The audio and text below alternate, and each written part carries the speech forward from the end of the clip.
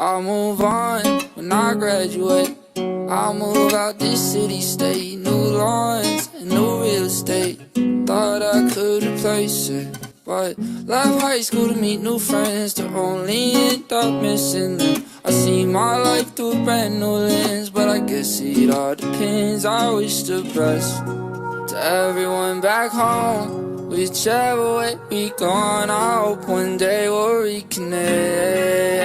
I miss the late night runs for tacos, the fights we had on consoles, watching football, eating nachos, do anything we want. Oh, we don't got school tomorrow. Take a trip to Colorado, hit that gas, we push that throttle. I know we did a lot, and I'm like, whoa, oh, oh, like, whoa, oh, oh, like, whoa, oh, oh, oh, oh. It's the way we roll, the way we did. The room was small, we packed it in.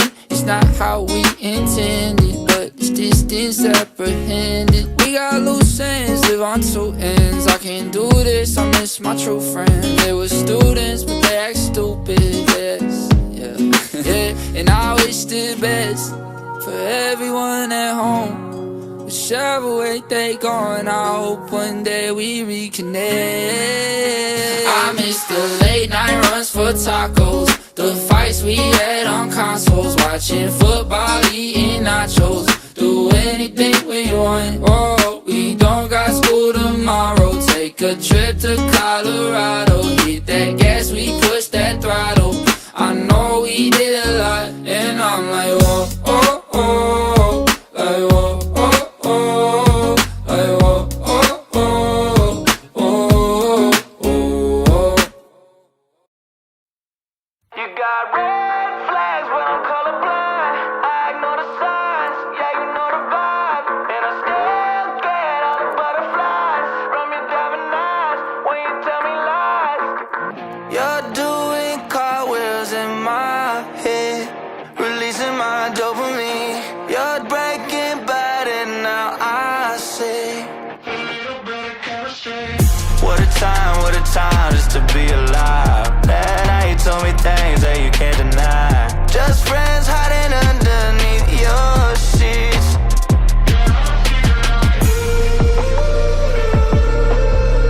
And your lips are reminiscent.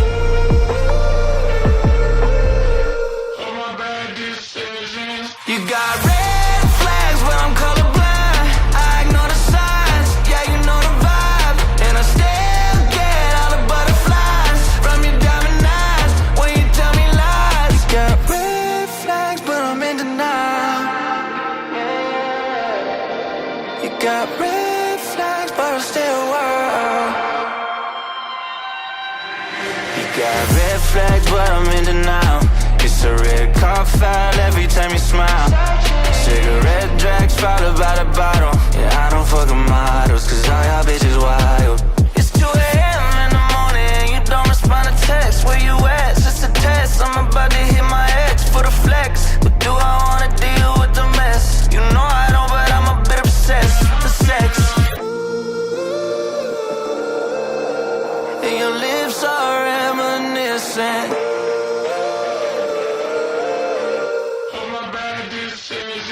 You got red flags, but I'm colorblind. I ignore the signs, yeah, you know the vibe. And I still get all the butterflies from your diamond eyes when you tell me lies. You got red flags, but I'm in denial. You got red flags, but I'm still wild.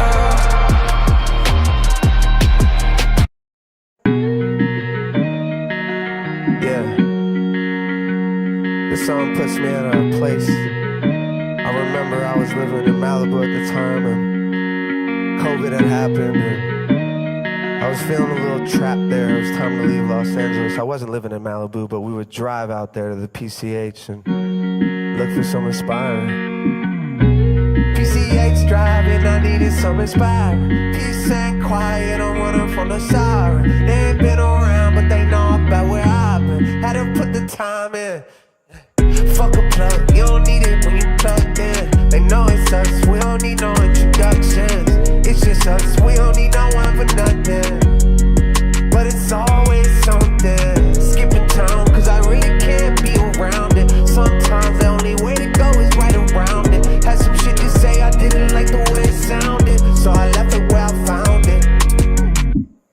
stop now? Why stop now? Not my style, not my style.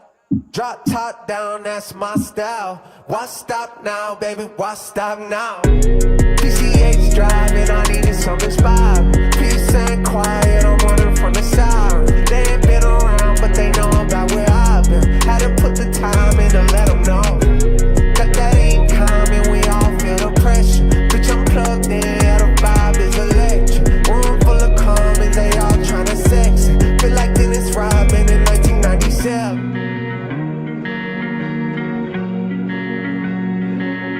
Yeah.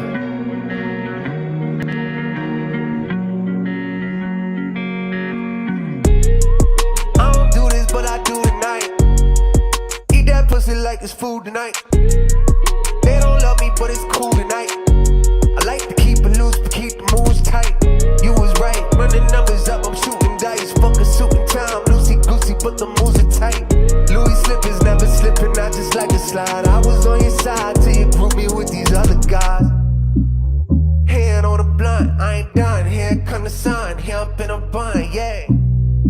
And I like what I see, she a freak. Said she only really do this shit for me, that's a cap. PCH driving, I needed some inspiring. Peace and quiet, I'm running from the siren. They ain't been around, but they know about where I've been. Had to put the time in to let them know that ain't coming, we all feel the pressure. Bitch, I'm plugged in, yeah, the vibe is electric. Room full of comments, they all tryna sex it. Feel like Dennis Rodman in 1997. Hello, good morning. How are you all doing? Hello, Kanapi. Hello, Lavender and Bros. Hello, Illy. Hello, Shannon. Kimberly, Silent Dogs. Water under the fridge. It's so good to see you all. Now, my friends, it is true. The rumors are true. First of all, my name is Grant Smith Ellis. It's so good to see you all. I missed you all dearly. Truly, it's so good to see you. The rumors are true. It is just past 8 a.m. We hit our mark almost exactly. It is Thursday, May 14th, 2026. It is 2 p.m. in South Africa. Hello, Towel Girlfriend. How are you doing? Wonderful. So good to see you. It is 3 p.m. in Tel Aviv, and it's 3:30 p.m. in Tehran, Iran. Hello, in Munstan. Hello, Slinky Socks. Hello, Michael Brown. Yes, the rumors are true. Tomorrow, Towel is graduating law school. It is true. It all happened very fast. Hello, Derek. So good to see you. So this week became a bit, hectic for Towel. I have to make some final preparations today. That's why we're doing a short morning stream. Then I got to go adventure and do procedural things so that I can graduate tomorrow. I'm very excited. Now, there is a Facebook stream tomorrow. If you miss it, don't worry. I will try to upload it to the YouTube after if you don't have Facebook. I don't know if anyone's going to restream the Facebook. Maybe we can get that to happen. We'll see about that, Silent Dogs. I think that's a very real possibility. Also, I got to travel the world, My name is Grant Smith Ellis, though. It's so good to see you all. Other than me graduating tomorrow, which will occur tomorrow morning, there have been some updates in the world of being a towel. There have been hello, thank you, Lavender and Rose. Hello, Standing Stones. It's so good to see you, my friend. So over the past 3 days, I've mostly been preparing to graduate law school tomorrow, which I didn't know was going to happen. You all were so wonderful. I didn't pay my full tuition. Well, I couldn't. It's a lot. It's like $5,000, $6,000. But I did make a very heartfelt petition to the faculty based on my ability to raise a little bit of money overnight, and they accepted my petition, and I can walk. I won't get my formal degree till I finish paying tuition, but I get to walk. There will be pomp. There will be circumstance. I heard I invited 2 guests. It's going to be great. God bless you all, though. Thank you for allowing me to catch you up on where I've been the past few days. Now, obviously, I also had a sense that Mr. President Trump's trip to China was going to result in a bit of a lull and then a crescendo. So I'm ready for whatever it may be that happens in the war. Now, when we left off, I think the last time we were together was probably Friday of last week, maybe Saturday. I don't remember. There has been a similar pattern each day. I monitor the alerts each day, in northern Israel. And then I monitor Hezbollah's statements about their strikes in the south of Lebanon. Hello, Towel Mom Bunny and Towel Mom Lynn. Thank you so much. I'm so excited for graduation tomorrow. So there has been a repetitive pattern. It's a distinct pattern. Now, a lot of you are going to be thrown off by this phrase, but Hezbollah and Israel have been fighting for a long time. On paper, since 1982, probably more realistically since the PLO was expelled from Jordan and went over to Lebanon in like the 60s and 70s. But the point is, Hezbollah and Israel have something called rules of engagement. Now, a lot of people will think, rightfully so, that doesn't make any sense in a war. What the hell is that? Well, there's like a limited form of conflict that Hezbollah and Israel engage in, and there's not written rules of engagement. It's kind of just like one side does something, and then the other side will do a proportional response. It's not the same as the war between Iran and the U.S. and Israel. When that war is going on, Hezbollah is playing a different role in South Lebanon. Hezbollah's role during the war is to bring down Israeli air defenses. That is not what's happening right now. And then Hezbollah will also fire at targets in the north of Israel, Haifa Bay, Kiryat Shimona, Shlomi, what's that city up above my head? Niratanya. Anywhere up in the north, Hezbollah will also fire missiles at during the war. Now that there's a lull in the larger war, Israel's rules of engagement with Hezbollah have changed very much. And the way that they've changed is that Beirut is off limits. There was a strike in Beirut 7 days ago, maybe 8 days ago, that took out the leader of Hezbollah's Radwan forces, which is like the special forces for Hezbollah, okay? Now, there have been no Israeli strikes in Beirut other than an attack on a motorcycle last night. Actually, that did happen. It was in the south of Beirut. It was about 7 kilometers, maybe 10 kilometers to the south. I might be overestimating, but it was close to Beirut. It was on the highway towards Sidon, which is another city in South Lebanon. Okay, so that's where we're at in terms of the rules of engagements. Israel won't strike north of the Litani River, basically, which is about 15 kilometers, 10 to 15 kilometers north of the border between Israel and Lebanon. All right, that's basically the limit. However, Hezbollah, in turn, will only strike, this is the rules of engagement, Israeli military targets. There are Israeli military targets in Israel, obviously, but there are also Israeli military targets in South Lebanon. Israel is currently, to this minute, occupying areas of South Lebanon, and Hezbollah, who is very well funded, they're not like Al-Qaeda or ISIS, they're a military. They are fighting using guerrilla tactics. They call them ghost tactics, but it's the same concept. They're fighting a guerrilla war in an area that they know very well against Israel. So what they're doing is, it's manifold. Hezbollah is simultaneously fighting a ground war against Israel in South Lebanon, firing drones and missiles at Israeli military positions in South Lebanon, and firing drones and missiles at Israeli military positions in Israel. But it's a very limited form of conflict. I monitor this 24 hours a day, 7 days a week. Maybe 10 to 12 alerts at most in Israel on a big day while Hezbollah is fighting, because Hezbollah is not shelling civilians. Hezbollah is trying to win a propaganda war, so they're not attacking civilians. They're attacking military targets.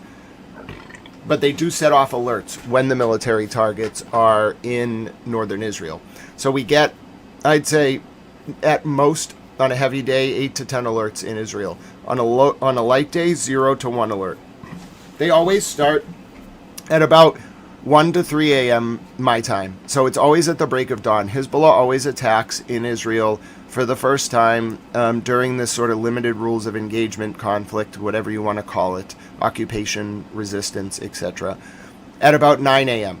their time, a little bit earlier, 8 a.m., 7 a.m. When dawn starts breaking and they have light, they will start attacking military targets in Israeli military targets. That's been the pattern. But it's limited. These are limited strikes.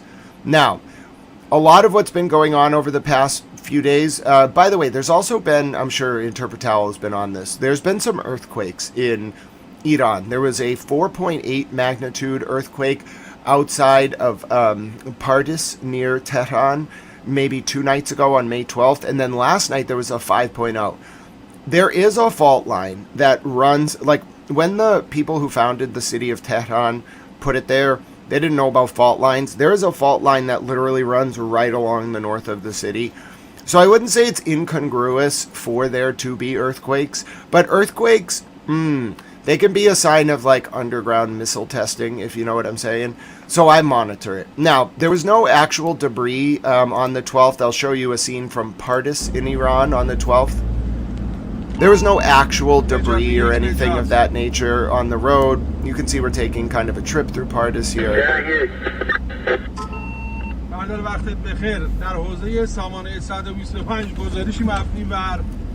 This was May 12th.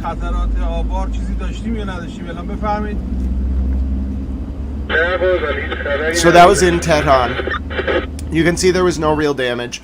Now, what you can follow on my Twitter, 100% Standing Stones. Hezbollah is not just a proxy of Iran. Hezbollah is basically embedded or run by the IRGC Quds Force. Hezbollah is very loyal to Iran, just like the Houthis are very loyal to Iran, because no one else cares about them. And frankly, no one else cares about the Palestinian people. So all the people in South Lebanon, there's about 55 communities, 53 of them are Shia Muslim. They all are very loyal to Hezbollah, and they don't really care for the government of Lebanon, who they feel has abandoned them. I don't want to speak for them, but I've listened to a lot of interviews, and a lot of the people in southern Lebanon feel like the only people who care about them are the Pope and Hezbollah. And that's why Hezbollah is able to win this propaganda war. That's why the rules of engagement are so specific. Hezbollah doesn't want to shell Israeli civilians. What Hezbollah does is, in response to attacks like you're seeing on your screen here, Israeli strikes in Lebanon that traumatize civilians. Israel can say that, and rightfully so, that it is targeting with very precision strikes Hezbollah operatives moving around the country of Lebanon. Fine. But do you know how traumatizing it is for those other cars and the children and the people who see it? It's horrifying, and it's all day, every day. Israel strikes way more often, and let's just be very clear. Israel is not responding to ceasefire violations by Hezbollah. Israel is engaging in a coordinated campaign of displacement and ethnic cleansing in the south of Lebanon under the cover of attacking Hezbollah targets. Hezbollah is attacking at 1/10 the rate that Israel is attacking in South Lebanon, and anyone who tells you differently is not giving it to you straight. All right, so I'll show you more. This is just one of 50 bombings that I could show you in South Lebanon from May 13th through May 14th and May 15th. This is the constant pattern in Lebanon for the people of Lebanon every day. They might just be driving down the road, and the next thing they know, a car has blown up next to them. They might be taking their children to school. This is everyday life for the people of Lebanon. Hello, Max Love. It is so good to see you. And that's why I think it's so important as we go through this that I continue to emphasize just what the people of Iran are going through. Well, not to mention Iran, I'll show you some damage reconstruction efforts in Iran as well, but Lebanon in particular. Before we go to that, though, I want to take you to the latest from actually a deaf journalist in Gaza who is attempting to tell his story through sign language, which is interpreted for us here with captions. So I just want to give Basim Al-Hibel a few minutes on the screen. This is a journalist from Gaza who is deaf, and I want to make sure. Oh, I didn't know his account actually posted this. So please do consider giving Basim Al-Hibel a follow. He's a deaf journalist in Gaza. Let's take a listen. أنا اسمي باسم الحبل. أنا الفئة المستهدفة في العالم هي سم الأجانب. اليهود، لحتى بنشر معاناة قطاع غزة من شهداء ودمار وإصابات بلغتي الخاصة للأجانب، لحتى يعرفوا أنا إيش بصير في غزة. في غزة السم ما بتعرف إيش الأخبار، لأنه أغلب الأخبار كلها بتسمع، صحفي بيسمع. فأنا وصلت لهم الرسالة بلغتهم الخاصة لحتى يعرفوا شو هو بصير في قطاع غزة. طب في قبول، في استجابة، في تفاعل على منصاتك؟ في كتير بدعموني وبقولوا لي استمر، وكتير بيحكوا لي إنه الإشي اللي بتعمله كتير بيساعدنا في الأخبار، وإحنا بندعم القضية الفلسطينية. لوين حابب يوصل؟ أنا نفسي أصير صحفي سم، آه، لحتى أوصل رسالتي للعالم بلغة إشارة الأجانب والعربي. شو أصعب موقف مر عليك في الحرب؟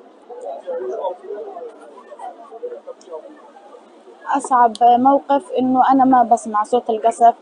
مرات وأنا ماشي بصير قصف ممكن أعرض حياتي للخطر وأنا ما بسمع إيش بصير. بشوف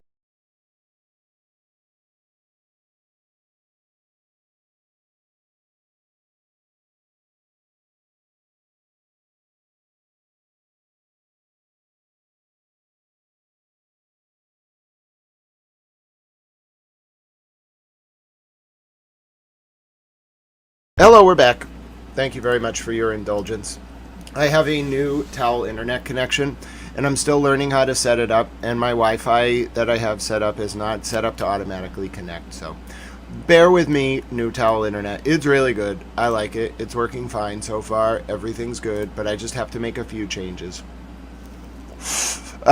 So we were listening there to an interview with a deaf journalist from Gaza. I'm gonna let the interview complete. I just had to reset my internet settings there. Hashtag new towel internet. Bear with me, thank you. There should be less turbulence actually. Maybe like once an hour we might run into an issue with this new internet, but it's really good. So thank you for your patience. وأنا ماشي بصير قصف ممكن أعرض حياتي للخطر وأنا ما بسمع إيش بصير. بشوف الناس وهي بتشرد، ما بعرف ليش هي بتشرد، فأنا بخاطر في حالي لحتى أوصل رسالتي للعالم. احكي لي عن الدرع الخوذة. عندك أنت درع خوذة ولا بتاخذهم من صحفيين؟ أنا ما في عندي، بستعيرهم من أي صحفي بيسمع، فأنا بحاول إنه أحقق حلمي. نفسي ألبس زي الصحفي. شو اللي بتطالب فيه أو شو حلمك؟ نفسي كتير كتير إنهم يساعدوني في زي الصحة، ألبس زي الصحفي وأخذ كورنيش صحفي وأصير صحفي رسمي، إنه أصير كأي صحفي بيسمع بيدعمونا في هيك شغلة. شو في تعليقات على صفحتك على السوشيال ميديا زي إيه؟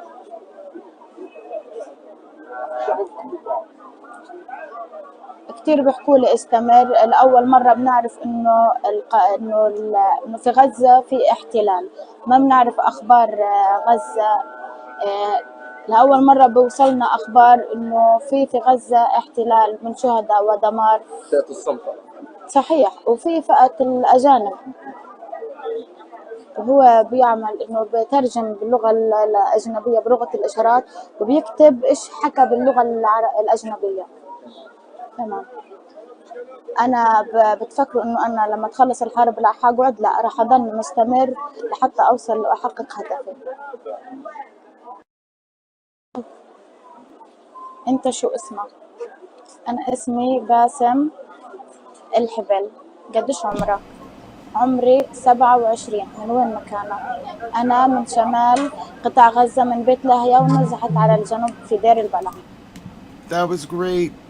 That was great. I'm so glad I got to listen to that interview. I've listened to a lot of journalists from Gaza. That is the first deaf journalist from Gaza I've ever had the honor of listening to. Now, you can follow Basim. I'm going to actually give you his Twitter account. Thank you, Liberty St. J. I was so glad I was able to find that. If you all have X, you can follow Basim Al-Habel. He's one of the only... I've been covering the war in Gaza since 2023. This is the only deaf journalist I have ever come across. So definitely an important perspective. He obviously uses sign language to get his reporting out. That's something whatever you may believe about the different sides of this conflict, if you can't see the honor in that man doing that work, I don't know. I think it's very honorable. I'll take you now to the Jael Coastal Road. We have a few days of war updates to get caught up on. Thank you very much for joining me here on Towel News. My name is Grant Smith Ellis. This was on May 13th. This was south of Beirut. This is what I mentioned to you earlier in the broadcast.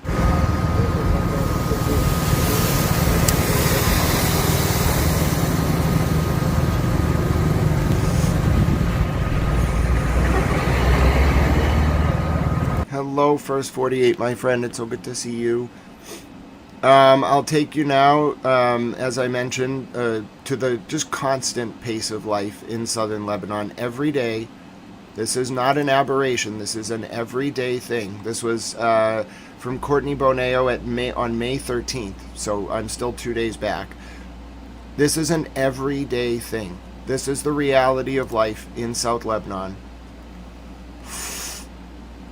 Alright, every single day I share these videos. Every day there's a new attack by Israel. And so it's very hard for me to then look at Israel issuing forced displacement orders and saying that that is the result of Hezbollah violations from the ceasefire when I track every attack. Every single one. From 40 different perspectives. And I know the extent of the violations, and they're mostly by Israel. 9-1 is the ratio.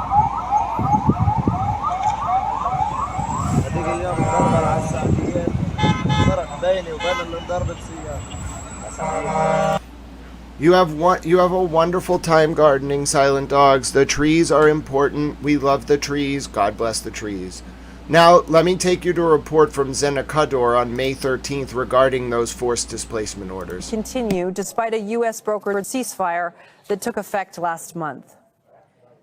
Our correspondent in Lebanon, Zena Kador, joins us now live from Jabal Amal Hospital. This was May 13th. Tyre, that is in southern Lebanon. And Zena, as we've been reporting, these deaths and these injuries are despite a ceasefire that has been in effect. And where you are, there are more forced evacuation orders in effect. Can you tell us about those? The conflict is only escalating. It is a conflict that is taking a high toll on the civilians who live in these areas.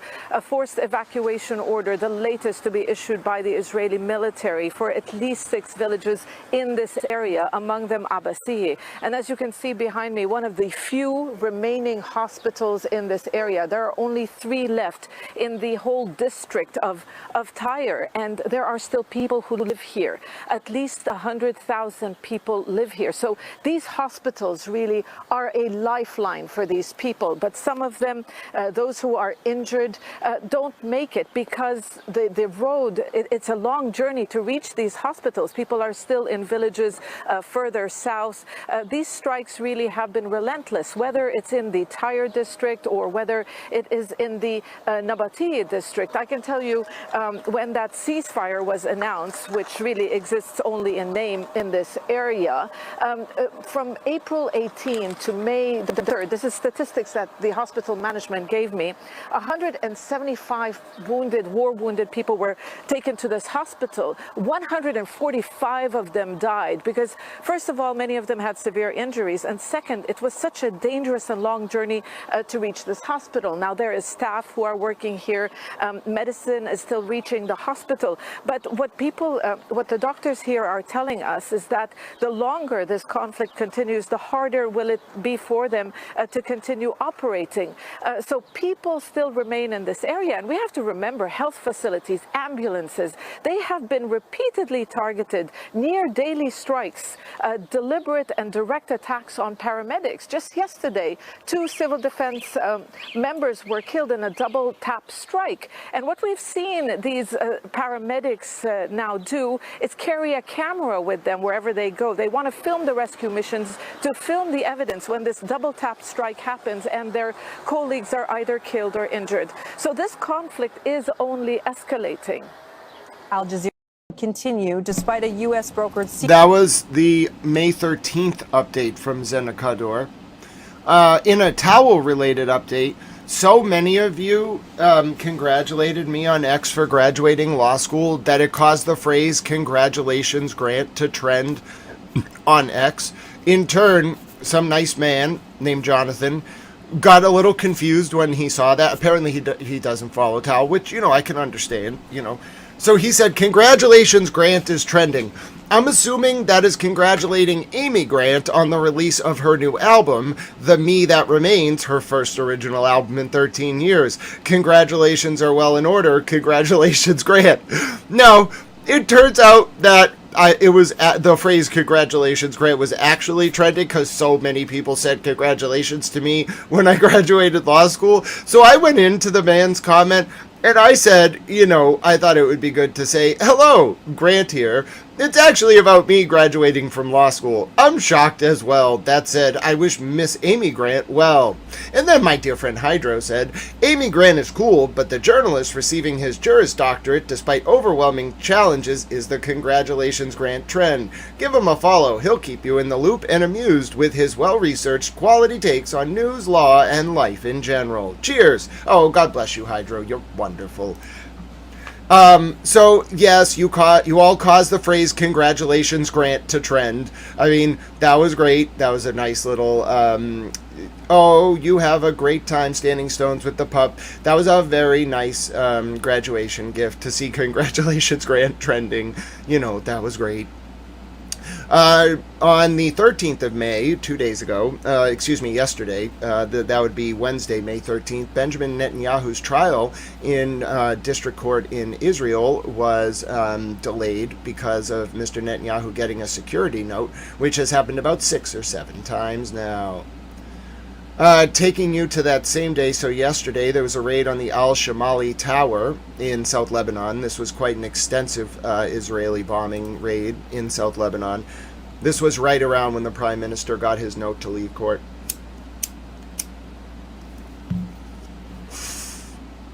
Yes, I am a towel in a suit. It's true.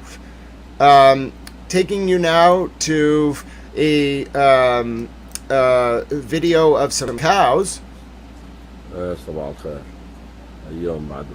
The shepherd isn't around, so the villagers are protecting the cows. That's a nice cow. Hashtag save the cows. That's a dog. How are you doing, little dog? I believe we're in South Lebanon. Hashtag save the cows. Uh-oh, where's Mimi? Mimi, we have a new set of animals to add to our flock. Hashtag save those cows. Nobody better hurt those cows. Look at those adorable cows. They're great. They were abandoned. Their shepherd had to flee. They escaped. They're just hanging out. Yep, they're just hanging out. That's just some cows. What do you call a group of cows? What is a group of cows called? I bet it has a great name. Oh, it's just called a herd. Come on. Hello, Tiffany Bob. You drive safe, my friend. I will continue telling you about the cows. Hi, Larson. How are you? It is called a herd. Why can't it be called a moo? If we can call a waddle of penguins a waddle, why can't we call a herd of cows a moo? I mean, come on now. We got to talk to the scientists about this. What are we paying these scientists for if the best they can do for us is call a group of cows a herd? That's not punny. That's not creative. Nothing will beat a waddle. That's absolutely right, Triple Bob. Gooses are called a gaggle. I can get down with a gaggle of geese. I'm okay with that nomenclature. But the idea that we can't call a group of cows a moo is offensive to my refined and erudite towel sensibilities. Whales are a pod. I can get down with that. So, yes, basically, I am going to petition the scientists to rename a herd of cows to a moo of cows. Hello, Everything Network. Welcome to the channel. God bless you. It's called a cow herd. I mean, I really like the name cow herd. It's not a bad name. I just feel like after I learned about a waddle being the name for a group of penguins, I want more scientific nomenclature puns. Taking you now to a more close-up view of yesterday's attack on the Northern Tower. This was in southern Lebanon. Standing Stone says the state police unit assigned to the Norfolk County DA are a herd of blanks. Okay, well, yeah, they can't be a moo, Standing Stone. How about that? No moo for them. No moo for you. You can have a moo, Standing Stone, not them. Hashtag I want a moo of cows. I mean, come on. Why can't we have a moo of cows? The scientists let us down. I'm going to now show you an Israeli raid that yesterday, Wednesday, targeted a car on the Qualalia Road south of Sur, or Tyre. I thought it was Sur, but that was a car. That is the car that was hit. This is an Israeli raid from yesterday, Wednesday, May 13th, south of Tyre, which I thought was called Sur, but apparently it's called Tyre. Maybe, I don't think Sur is a different place. I think Sur is just an alternate pronunciation of Tyre. I showed you the raid south of Beirut. Why a flock of seagulls? Why not a herd? A bunch of porcupines is called a prickle. I like that. I'm down with that. Alright, I'll take you to Zena Cutter's report now on the road, on the Josiah Coastal Road south of Beirut. This was yesterday. This was only the second attack in anywhere near Beirut by Israel since the start of the war. Taking you to Zena Cutter's report from yesterday now. My name is Grant Smith Ellis.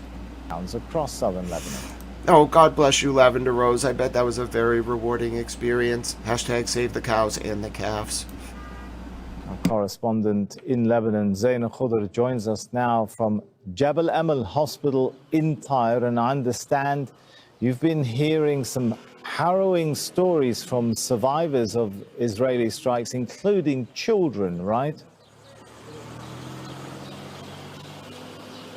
Well, whoever you speak to at this hospital, whether it's the doctors or the nurses, the aid workers, the patients, the war wounded, the families of the war wounded, yes, you hear stories of tragedy. You hear stories of survival. You meet a father who lost his children and his wife in an Israeli strike. And then you meet an 8-year-old boy who is recovering from war injuries. He was playing in the courtyard of his home when there was an Israeli strike close to an ambulance, and now he is recovering in bed. His family tells us it's only today that he has started to smile. And when you talk to this 8-year-old, he vividly remembers what happened that day. So there's also this question of trauma. Children have been killed in this conflict. More than 200 have been killed since the conflict began in early March, and nearly 800 wounded. And like you mentioned, just yesterday on Tuesday, another child was killed in an Israeli airstrike. So those are the stories you hear. And hospitals like this one, there's only a few remaining in southern Lebanon. Really, they are lifelines for the people who remain in these areas. And people are still here. Between 80,000 to 100,000. This is what municipality officials here are telling us. People who really have nowhere else to go, despite the relentless airstrikes and despite those near daily evacuation orders. An hour ago, the Israeli army issued new evacuation orders for a number of villages around this area. But people say they have no other choice but to stay. There are not enough shelters in Beirut. So this conflict is only escalating, and it is taking a toll on civilians. And Zaina, how is this intensification of the fighting that's going on, how's it impacting the upcoming talks which are being planned between Lebanon and Israel? Those talks start today in Washington, by the way. Standing Stones, it's downtown. It's going to be great. It's in Boston. There's a dangerous stalemate. The Lebanese government has agreed to direct face-to-face talks with the Israeli government in Washington. And for the first time, there are going to be formal peace negotiations. Lebanon appointed a delegate to head the negotiation. It's no longer going to be on the ambassador level. Hezbollah rejects these direct negotiations. They do support indirect talks. They've said that they would cooperate with the Lebanese government if the Lebanese government engages in indirect negotiations, and as long as the agenda is a full cessation of hostilities, ensuring a full Israeli withdrawal from southern Lebanon, releasing detainees, and allowing people to return to their homes. Because what Hezbollah feels is that those direct negotiations are only focused on one thing, and that is the disarmament of Hezbollah, something that Hezbollah has said it will not do under pressure from Israel or the United States. So there is a dangerous stalemate. Hezbollah continues to launch attacks against the Israeli. Zena records these on her phone. She's so efficient. She just records it, clips it, puts it up. So that was her clicking the chat button. The army. The Israeli army has not achieved its war objectives. First, Hezbollah is not disarmed. Second, Hezbollah continues to target Israeli troops across southern Lebanon, and it continues to make northern Israel really insecure for people to continue to live there. So really, those negotiations are not expected to achieve much. And that's why something we're hearing from people here is, they're expecting this to be a prolonged conflict. And, a prolonged conflict puts more pressure on the people, more human suffering. Latest from Zena Kador there in South Lebanon. That was yesterday. Okay, I'm going to make a slight adjustment here. I actually like this over here. I got a new towel internet set up, so I have a lot of things I have to kind of set up. This is a test stream, by the way. We've only had one sort of turbulence, which is good. But yeah, this is a test stream. Thank you all for tuning in. Now, let me bring you to more updates from southern Lebanon. So it did not stop. There was another attack on that same highway just minutes later. I'll show that to you now. This is the same highway just minutes later.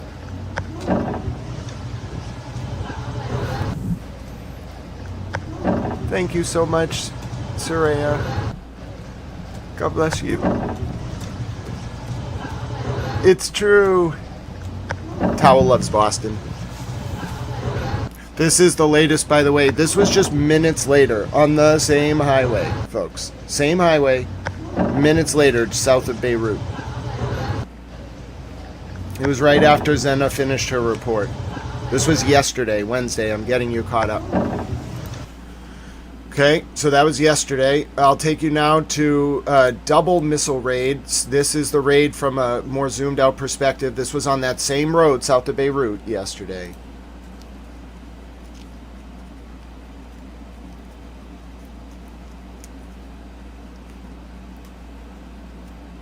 You can see the fire.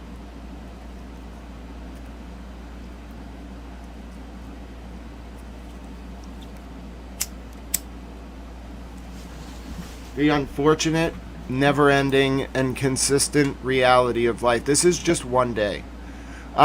Here I have now for you... Oh, dropped my towel phone. I gotta go pick that up. Here I have now for you the latest from the IRGC in Iran. This was released yesterday on Iranian State TV. I have translated it to English for you.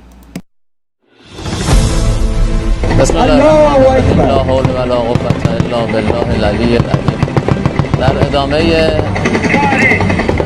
حفظ و ارتقاء آمادگی‌های همه جانبه بسیج و سپاه در مجموعه تهران بزرگ ما شاهد برگزاری مجموعه و سلسله رزمایش‌های ترکیبی با حضور تیم‌ها و گردان‌ها و یگان‌های تکاور سپاه. But I thought Iran doesn't have a military. What is this?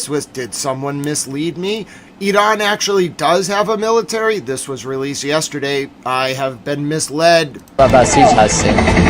در این رزمایش که اهداف متعددی رو دنبال می‌کنیم، از جمله تمرین تمام طرح‌هایی که از قبل تهیه شده به ویژه برای مقابله با عملیات‌های ویژه دشمن متخاصم، تمرین تمام تاکتیک‌ها و تکنیک‌های فردی، تیمی و یگانی برای مقابله با دشمن در هر سرزمین و در هر موقعیتی و همچنین افزایش و ارتقای سرعت عمل بالای تیم‌های عملیات ویژه برای مقابله با عملیات دشمن و احیانا عملیات‌های هوایی دشمن. مجموعه این رزمایش‌ها که یک مجموعه ترکیبی از حضور نیروهای ویژه، نیروهای واکنش سریع و نیروهای عملیاتی تکاور بسیج و سپاه هست داره انجام میشه و صورت میگیره. این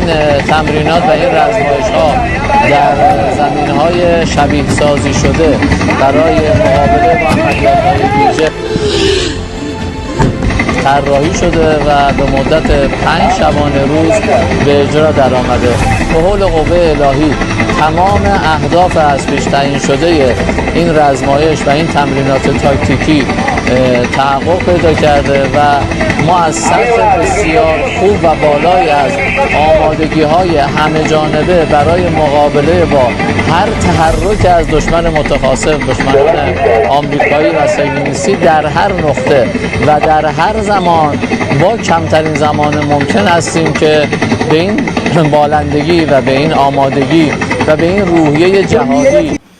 So I doubt I will ever play GTA 6. I don't even have a console to play it on, but I'm thrilled to hear that pre-orders start May 18th. We will get to see GTA after all. It was confirmed just a few minutes ago. GTA 6 pre-orders start May 18th. Oh goodness, we made it. Ladies and gentlemen, we may actually get to play GTA 6 after all. Oh goodness. Oh goodness. Oh goodness. I don't even know what to say. Taking you back to news that is unfortunately not as pleasant as learning about the fact that GTA is actually going to ship.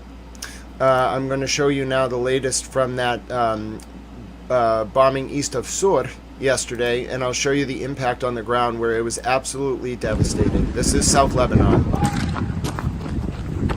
This was yesterday.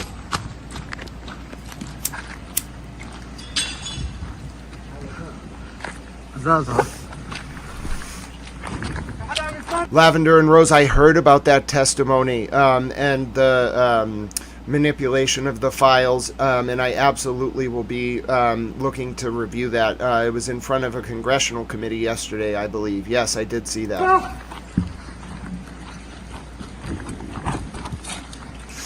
This was the result of that impact that I showed you. The scale of destruction in Lebanon on a daily basis is simply incomprehensible.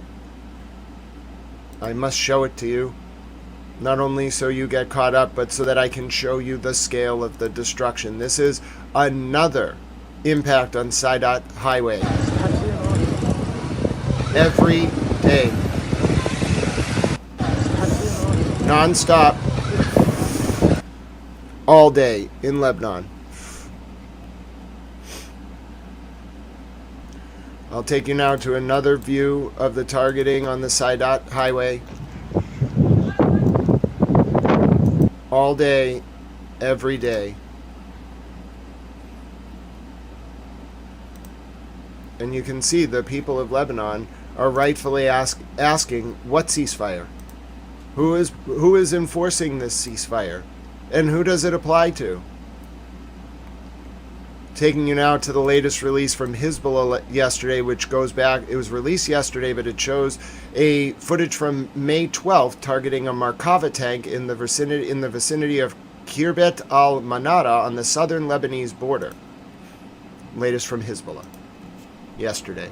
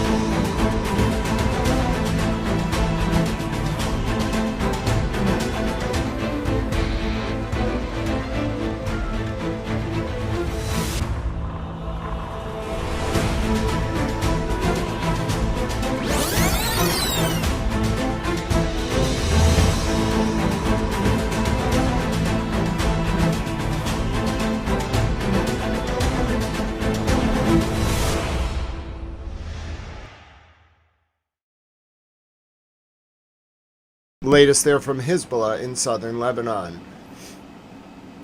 I showed you those strikes in southern Lebanon. This was from the IDF yesterday, footage of their strikes, more footage of their strikes on southern Lebanon, formally released by the Israeli army here.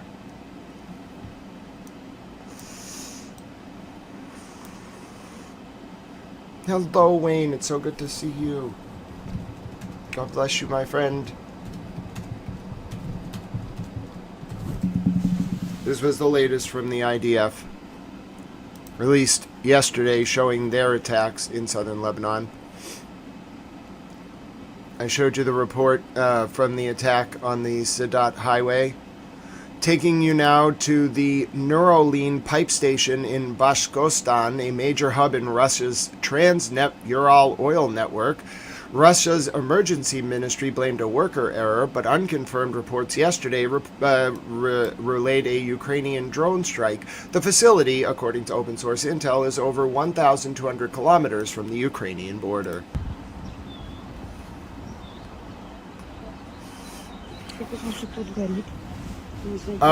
Yeah, I'm a little bit worried that the current CIA director is a little bit, subversive to President Trump, but President Trump sees everything.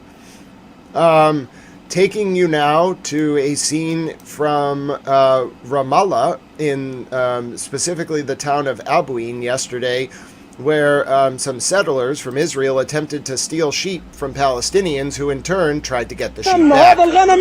There was a very serious fight over the sheep. Get the sheep, save the sheep. They might be goats, I'm not sure.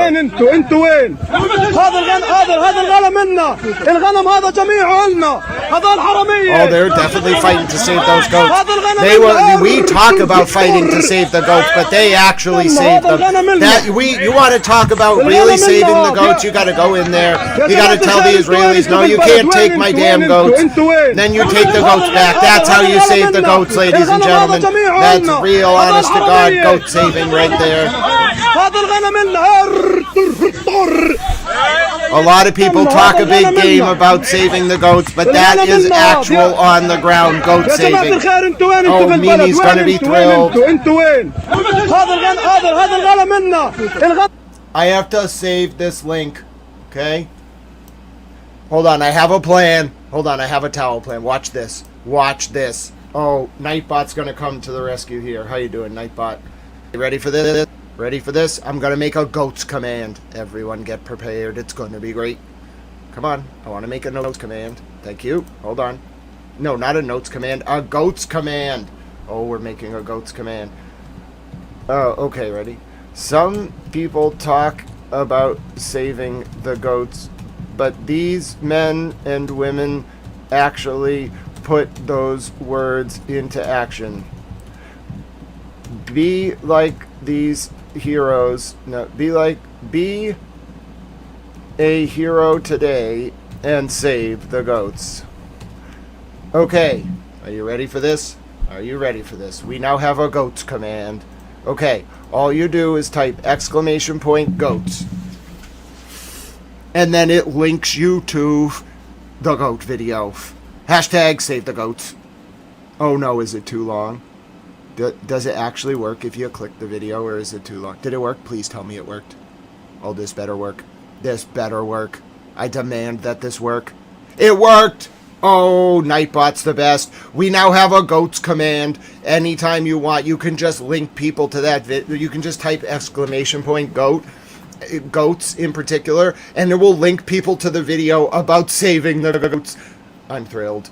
Taking you now to Ukraine. How you doing, Triple A Bob? Tippecanoe is still the goat. I agree. Taking you now to Ukraine, where there were over 250 drones launched yesterday by Russia, with 450 launched in the 250 were just in the west of Ukraine yesterday. Over 450 were used in the country on the whole, and 500 were used during a combined missile and drone attack. You can take a look at the ferocious pace of Russia's attacks on Ukraine yesterday. Okay. I'll show you now a Gebra drone yesterday in Kiev. This is a Russian drone over Kiev. Hello, Renee Lynn. It is so good to see you. Hello, Got Manners. God bless you, my friend. So good to see you.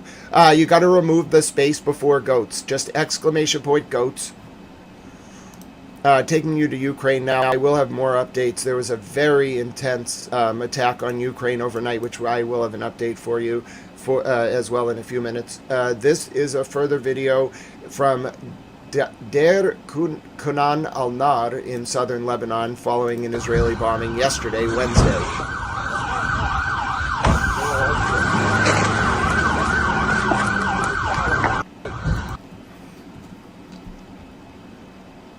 Okay, now I'll show you, there was an Israeli base in the west of, or the east of Iraq, and one of these, there were some Iraqi troops, three members of the Iraqi military approached the secret Israeli base. It was like a temporary airstrip in the east of Iraq, and they were attacked by U.S. Hellfire missiles. This is the remnants of one of the Hellfire missiles from the desert in eastern Iraq. Oh, Michael Brown, that is wonderful. Please email me. I would love to also have you on to discuss your book anytime. My email is grantsmithellis@gmail.com. That would be great, Michael Brown. I would like that a lot. God bless you for doing that work. Michael Brown wrote a book about Ukraine. Congratulations to you. That's wonderful. And he's going to be presenting it. The book will be launched in Ukrainian on the 29th of May. So feel free to find out more about that from Michael Brown. I look forward to highlighting it on this program. That's wonderful, Michael Brown. God bless you for that work. Hello, my friend. God bless you. Adios, bendiga. Thank you for the congratulations. So if you are just tuning in, you will have heard these rumors about a secret Israeli base that was built in the east of Iraq during the war in March and April of 2026. When that base was approached by Iraqi military members, they were fired upon by U.S. Hellfire missiles. That is the remnants of one of those missiles.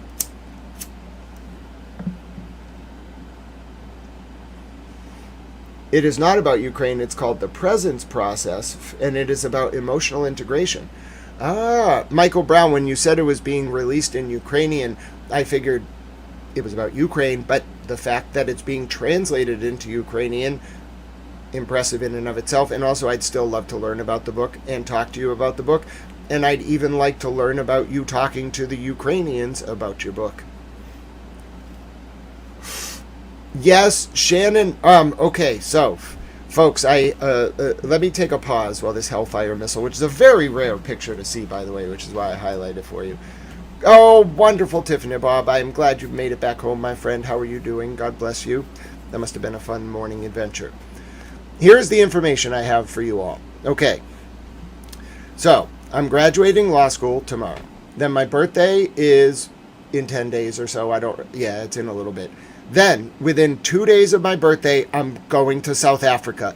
Shannon, yes, Michael Brown. That's wonderful, Michael Brown. So, Shannon and Michael Brown, whoever is in South Africa, I can come and say hello. I'm going to get to meet you. Now, we'll have to, do some, a little fundraising. I have the funds to pay towards the tuition. That's going to be like a 3-month adventure. But then if we want to send Towel to South Africa, we can do it. I have faith, all right?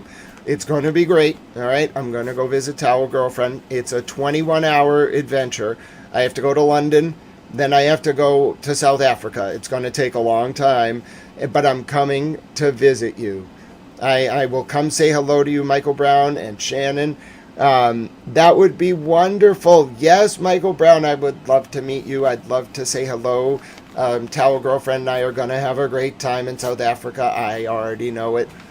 Hashtag Towel in South Africa. Oh, thank you, Renee Lynn. God bless you. Yes, I haven't left my country since 2017. I haven't gone anywhere. I haven't had any time off. And I think that's a great way to graduate law school. I'm very blessed. I feel very blessed and grateful. And I'm going to go see Towel Girlfriend, and then we're going to go around South Africa. I'll meet Michael. Anyone in South Africa, I'd love to meet you. It would be great. Thank you, First 48. Best Buy has confirmed GTA pre-orders for GTA 6 start in just 4 days. Look at that. Everybody's having a great Thursday. So I'm showing you now a rare picture of a Hellfire missile. By the way, so yes, I'll just put some of the links. This is a public information service. So if you want to send Towel to South Africa, follow any of the links in the chat. Hashtag send Towel to South Africa. I've always wanted to go to South Africa. It's going to be great. In any event, my name is Grant Smith Ellis. Thank you very much for watching Towel News. You're looking at very rare pictures from the secret Israeli base. Thank you, Renee Lynn. Tiffany Bob, I am, I have to wait for my passport to come in. It's expected to arrive any day now. As soon as that comes in, I'm going to book the flight. I expect to be there for 2 to 3 weeks.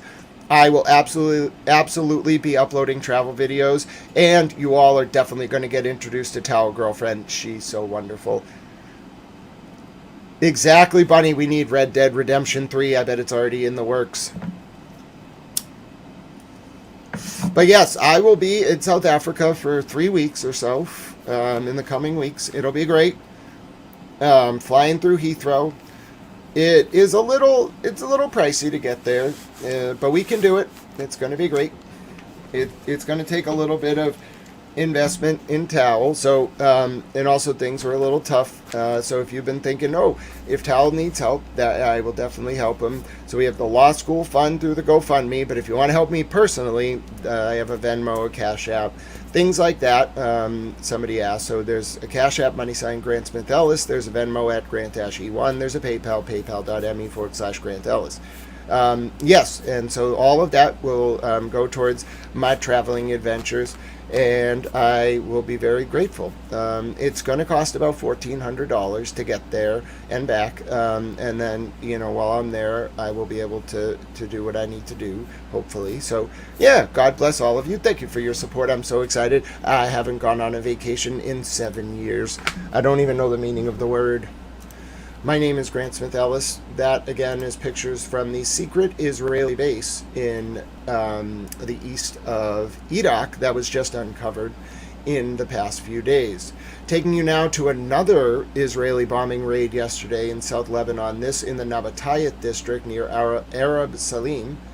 This is another Israeli raid. Caution, it may be loud.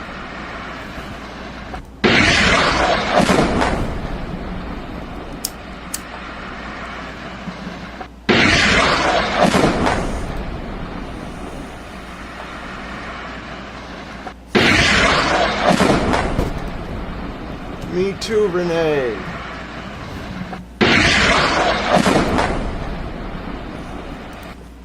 But yes, that was another Israeli raid. So this was all yesterday. Taking you to another raid yesterday in the city of Sidon.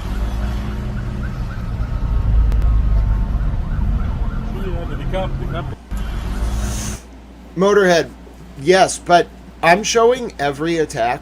There are not a lot of attacks in Israel. There's way more, and you can make the argument that a lot of these are targeted strikes on cars of Hezbollah operatives. I'll defend you on that. Oh, we were just talking about the Ukraine war a few minutes ago. Good to see you, Motorhead. But yes, objectively, Motorhead, I monitor the alerts 24 hours a day. There are objectively disproportionate amounts of attacks in Lebanon by Israel compared to the amount of attacks by Hezbollah on Israel. Oh, God bless you, Triplet Bob. You are so kind to do the Bob. I love the Bob. Now taking you to Ukraine yesterday, speaking of the Ukraine war, where there were attacks on Kiev. Showing you that footage now. No sound in this footage. Just a video of the attack on Kiev. I will show you some of the more intense attacks on Kiev throughout the night as well. Taking you now yesterday to the Halusay area of southern Lebanon.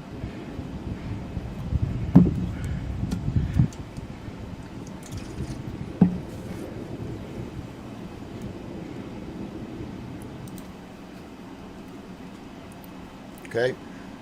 And now taking you to the, I mentioned earlier last week, maybe 4 or 5 days ago, there was a Massachusetts State Police trooper named Kevin Trainer who 1 minute after his shift ended got a call about a one-way driver driving down a very main highway, went to intervene and tragically lost his life. This was the funeral procession yesterday, the honor procession before the funeral for State Trooper Kevin Trainer.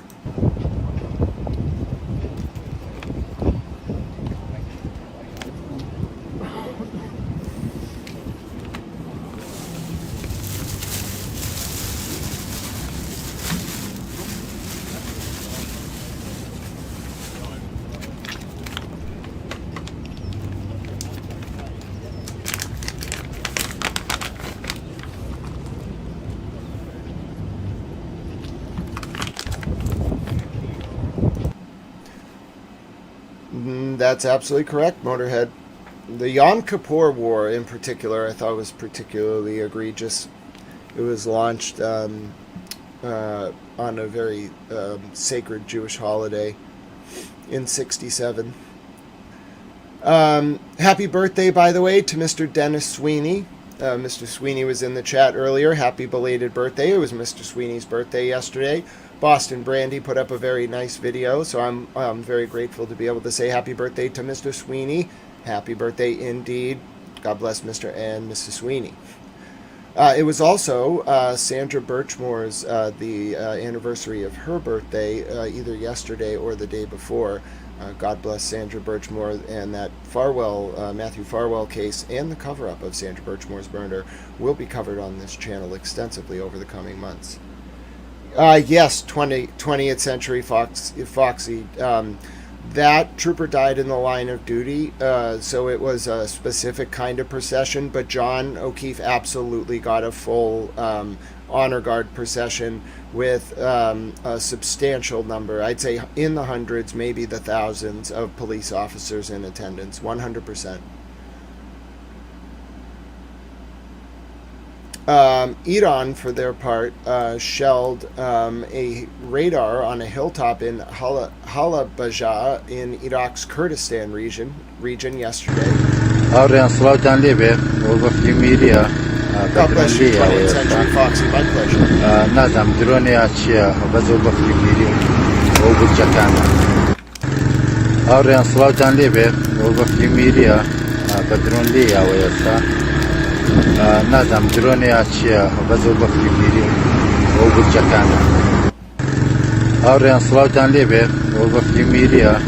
This was Iranian shelling on Iraq yesterday.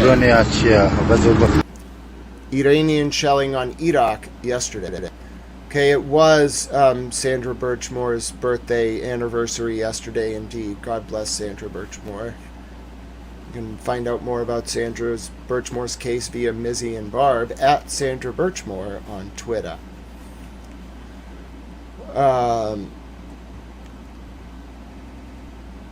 Let's see. Oh, my friend Jason Ortiz, who does some great policy reform work, was up on Capitol Hill yesterday. Let's take a look at what he and Rep. Ilhan Omar were speaking about. Let me start out by saying, my friend Jason is right here. He's my very good friend. He does a lot of good policy reform work. I didn't get a chance to listen to this speech, but I do just want to let you know that is my dear friend Jason Ortiz. He's a great advocate, and let's take a listen. He was in Washington, D.C. yesterday talking to the Congress. The United States is long overdue for a rational, just, and humane cannabis policy. For decades, we have spent billions of dollars enforcing a war on drugs that has failed and has devastated communities, ruined lives, and disproportionately targeted Black, brown, and low-income Americans. But now, millions of people across this country agree that cannabis should be legal. People understand that the old approach has failed. They understand that adults should not carry criminal records for possessing cannabis. They understand that we should be investing in education and economic opportunity, not mass incarceration. It is about damn time Congress caught up with where the American people are. Yes. But legalization alone is not enough. If we legalize cannabis and simply allow large corporations to make huge profits while the very communities destroyed by the war on drugs are left behind, then we have failed. Yes. Cannabis reform must be about justice and repair. That means expunging the records of people arrested for non-violent cannabis offenses. Right. It means reinvesting in communities that were targeted for decades by discriminatory policies. And it means ensuring working class people, small businesses, and entrepreneurs have a real opportunity in participating in this new economy. Right. As co-chair of the Cannabis Caucus, one of my top priority is making sure economic justice remains at the center of this movement. Right now, we have completely unjust and ridiculous system in America where most states have now legalized cannabis for medical and recreational use, but federal law has continued to lag behind. That contradiction makes no sense. It hurts consumers, it hurts workers, and it hurts small businesses. And it only creates more chaos and inequity across this country. So let me be clear about what cannabis reforms are needed immediately. We must fully deschedule cannabis now. Yeah. We must stop the federal hemp ban. Yeah. We must fix the outrageous barriers facing legal cannabis businesses that cannot access banking services. And we must ensure that the millions of Americans living in legal cannabis states, from our veterans who use medical marijuana to deal with pain and PTSD, to our public housing residents who are threatened with eviction for using legal product, can finally do that without fear of federal punishment or government overreach. Right. States like Minnesota are already showing what careful regulation and legislation can create jobs, generate revenue, support local economies, and improve public safety outcomes. States are leading the way, and the federal government should be learning from their success, not standing in the way. Hey, reasonable policy from a Democrat. Have the chance not to only end a failed and destructive policy, but to build something better. A cannabis system rooted in fairness and economic opportunity for all, not just for the wealthy and well-connected. Hey, look at that. Wouldn't you know it? When you just lay out a vision based on fair access to markets for small companies instead of going down the rabbit hole of...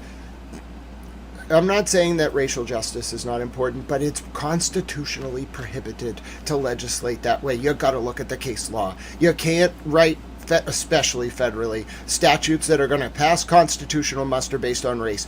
Ideologically, whether or not you agree with that form of restorative justice, I'm not here to debate that. I'm just telling you, I'm not a lawyer. This is not legal advice, although I am about to graduate law school. I'm a towel. The point is, it's not constitutionally permissible. It will never pass constitutional muster. It will always fail. Look at what happened to President Biden's program for black farmers. It failed. It did not survive constitutional muster. You want to make good economic policy? Stop talking about race. Not because it's not relevant to various people's lives, important social causes or otherwise. I'm very sympathetic to that perspective. But because you can't legislate based on race, that's absurd. It's constitutionally impermissible. It's just a non-starter from a perspective of writing law. You can't come to me and say, I want to write a statute that enables one race to do something and not another. Are you out of your mind? That's not constitutionally permissible. You want good economic policy? Base it on the interests of local companies owned by small businesses and mom and pop operators. That is what works. That's efficient policy. I'm a little concerned the Democrats have figured this out. I didn't know the Democrats knew how to think I thought I was under the impression that the economic policy of the Democratic Party was to dress up in frog costumes and yell at federal agents. Good morning. Hello, Just. It's so good to see you.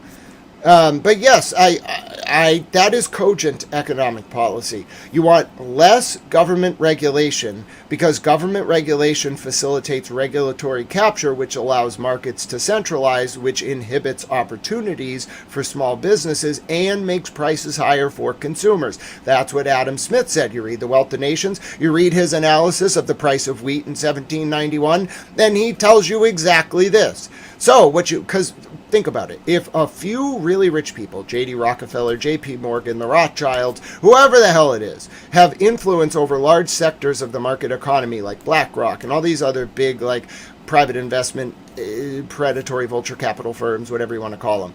If all those folks have control over the market, unitary control, that's not a free market. That's communism, basically.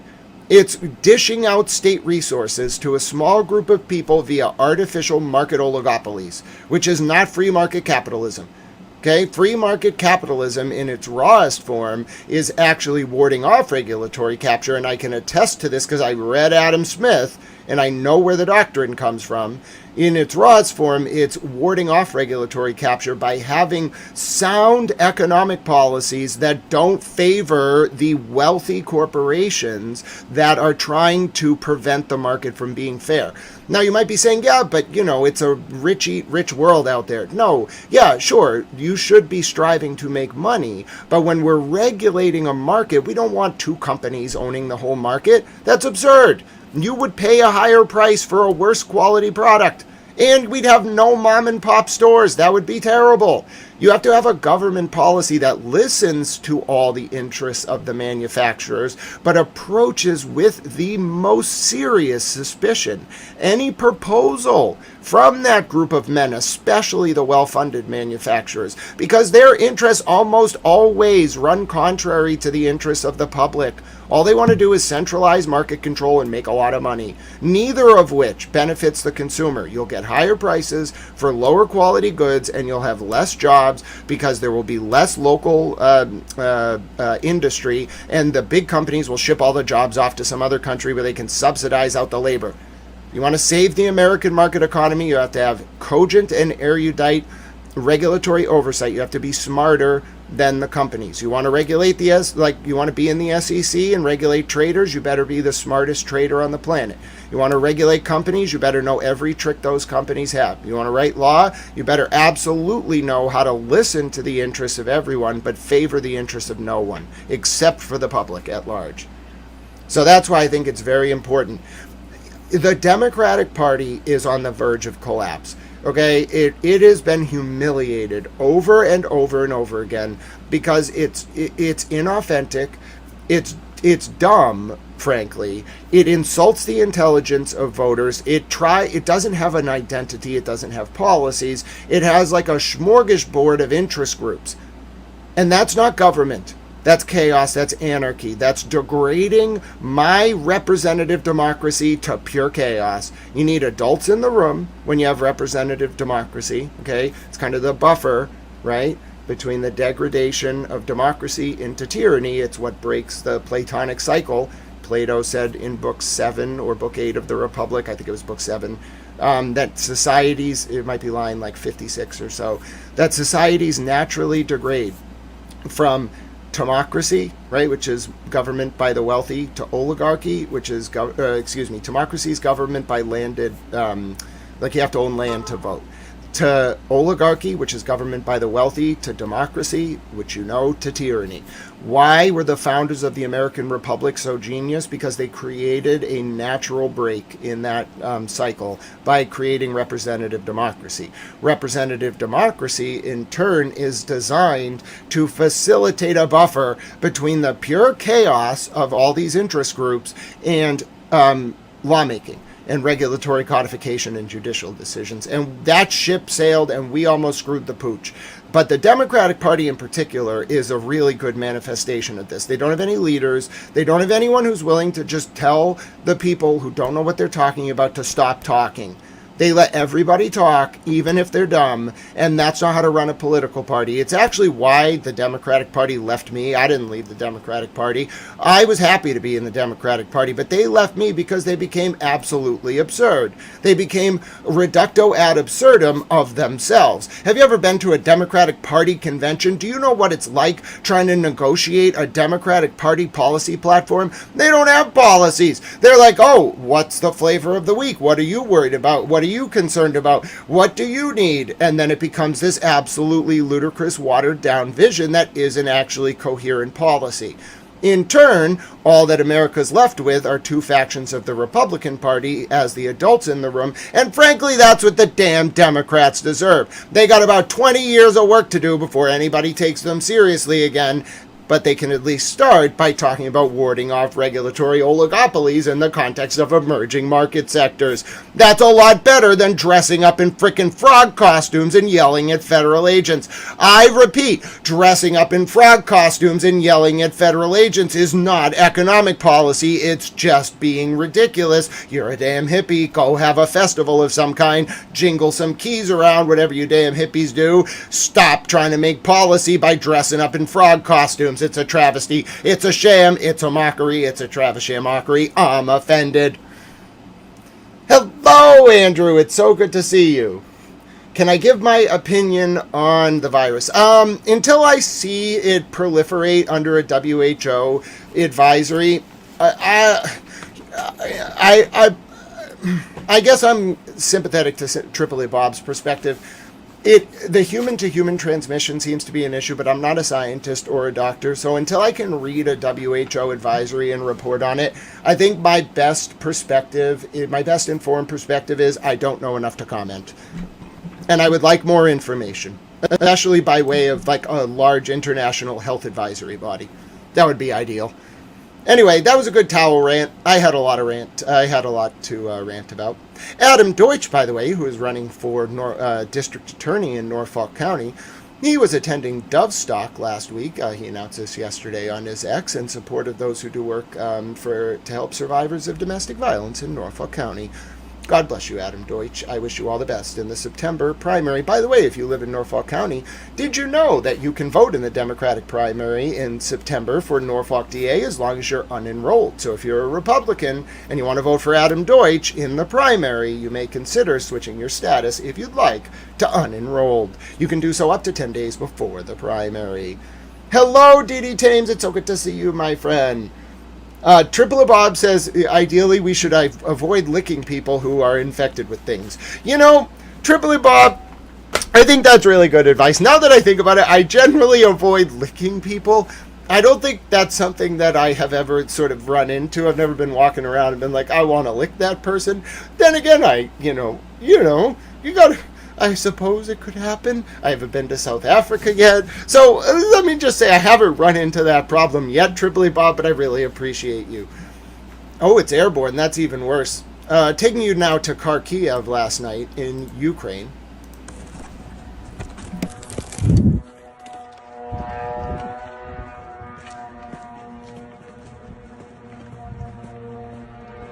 Yeah, see, this is why I'm waiting for the WHO. It's airborne, it's not airborne. I'm not a scientist or a doctor. I'm a towel. I'm almost a doctor of law, though. That's going to be cool. Tiffany Bob, I'm very glad that you've decided not to lick people. I mean, I didn't know this was a common pastime. Apparently, it's a form of affection. Who knew?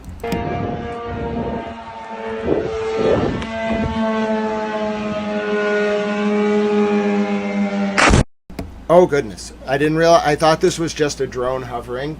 So I'm going to do a sound warning here. This is going to get loud. You're about to see a drone strike from last night in Kharkiv, Ukraine. It will be loud.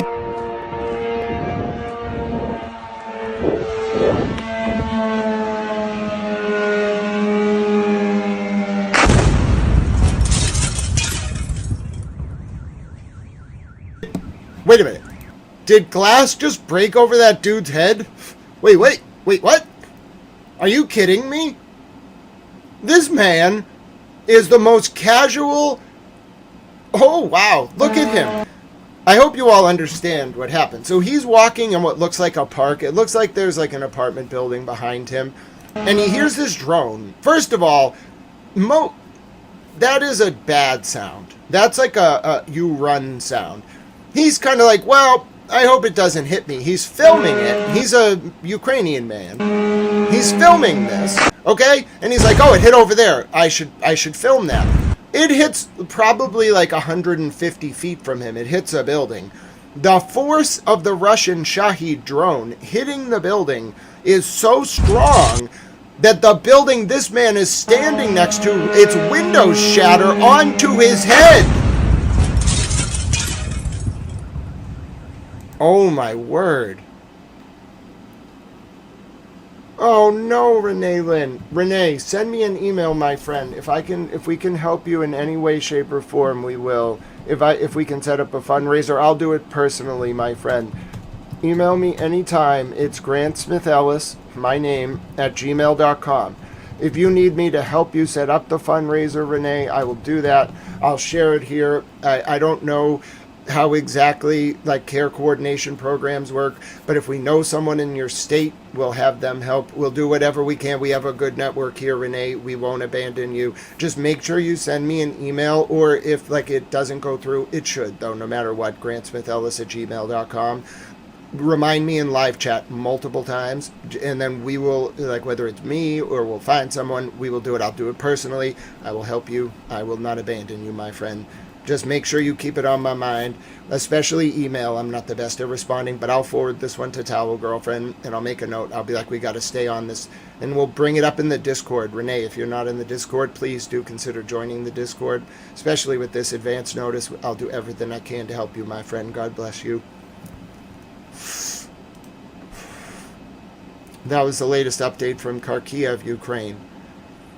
Taking you now to the funeral for Trooper Kevin Trainer, who was killed in the line of duty and saved multiple civilians. Here was the presentation of the American flag to his mother and fiance, and the presentation of ceremonial trooper hats to his siblings. May God rest his soul.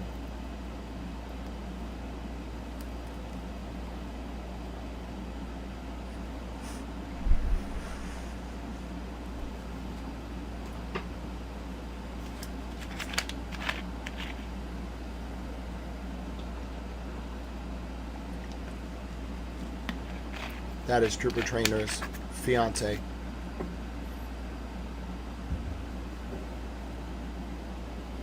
Those are his siblings.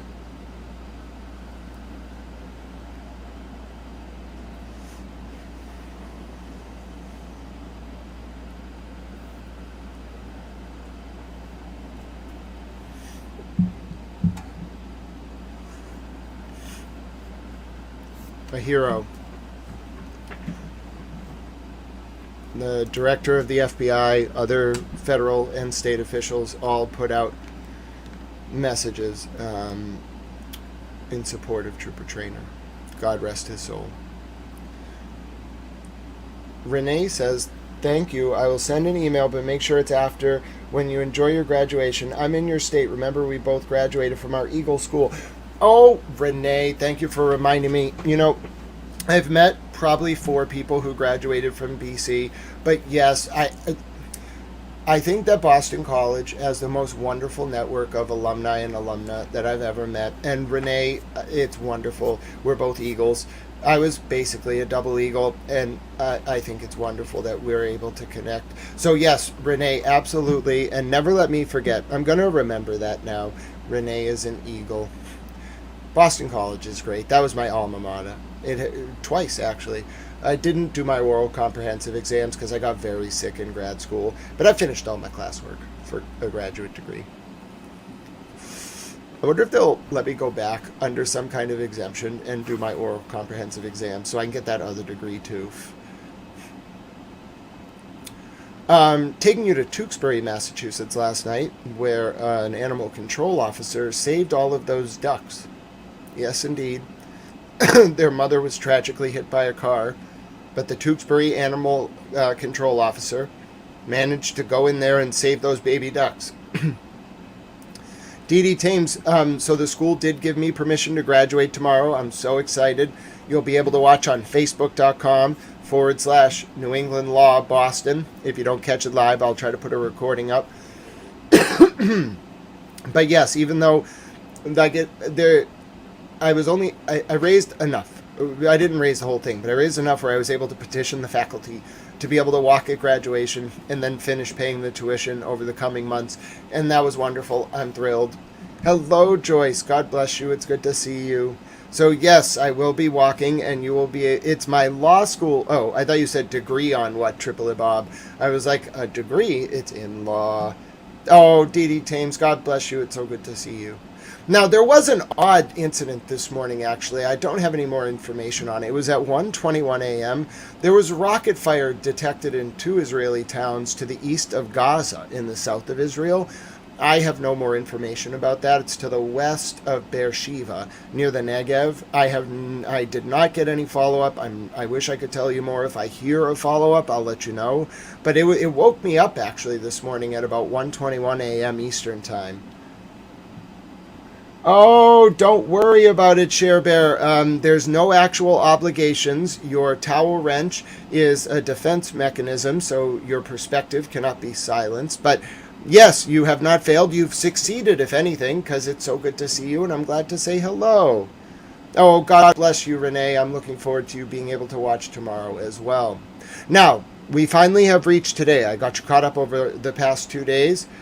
Oh, Share Bear, I'm sorry about that. I don't even get all the notifications for my own streams. I get them on my phone, but not always on others. It's kind of been like an up and down thing. If it persists, let me know, Share Bear. I'll raise it. But yeah, overall, I'm thrilled. It's graduation day, said Water Under the Fridge. Yes, it is. It is graduation day. Oh, you know what this means. You are wonderful. Water Under the Fridge. I think we've earned a song. Yes, ladies and gentlemen, before we get caught up on today, let us do a song in honor of Water Under the Fridge. God bless you. I didn't even set a goal. Water Under the Fridge was so kind to send some support. This is Towel News, by the way. If you'd like to help me, personally and keep me going, I try to educate, inform, and entertain the wider public. I use entertainment. A little bit of buffer for you, so you don't have to look at constant imagery of war. In order to educate and inform, therein engendering cogent public discourse and warding off the usurpation of our forms of government worldwide. If you want to support that, there's different options, super chats, memberships. You can follow the various links. Hello, Holy Sun, how are you doing, my friend? You can follow the various links in the chat. And I didn't even set up a donation goal, so we're just gonna take this donation goal, okay, as a victory. You all get a song. The song is called Graduation. I know, how apropos. It's not actually the Vitamin C graduation song. That is not in the database. Instead, it's a song called Graduate by Graham. This one goes out. Marcia, hello, my friend. God bless you. I'm graduating tomorrow. I'm so excited. We have a special bonus song here in honor of Water Under the Fridge for helping us meet our non-existent super chat goal, because I forgot to do it today. It's called Graduate by Graham.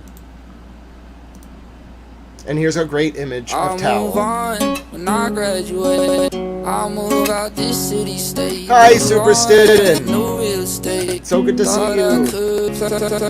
But left high school to meet new friends. Only that's me, the little towel that could. Brand new lens, but I guess it all depends. I wish to 2-minute music break. Everyone back that's home. me.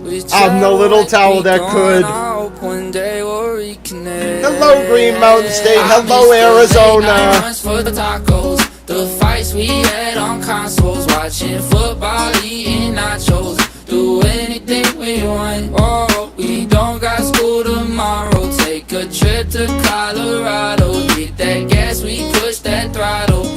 I know we did a lot, and I'm like, whoa, oh, oh, like, whoa, oh, oh, like, whoa, oh, oh, oh, oh. It's the way we roll, the way we did. The room was small, we packed it it. It's not how we intended it, but it's distance apprehended. We got loose ends, live on two ends. I can't do this, I miss my true friends. They were students, but they act stupid, yes, yeah, yeah. And I wish the best for everyone at home.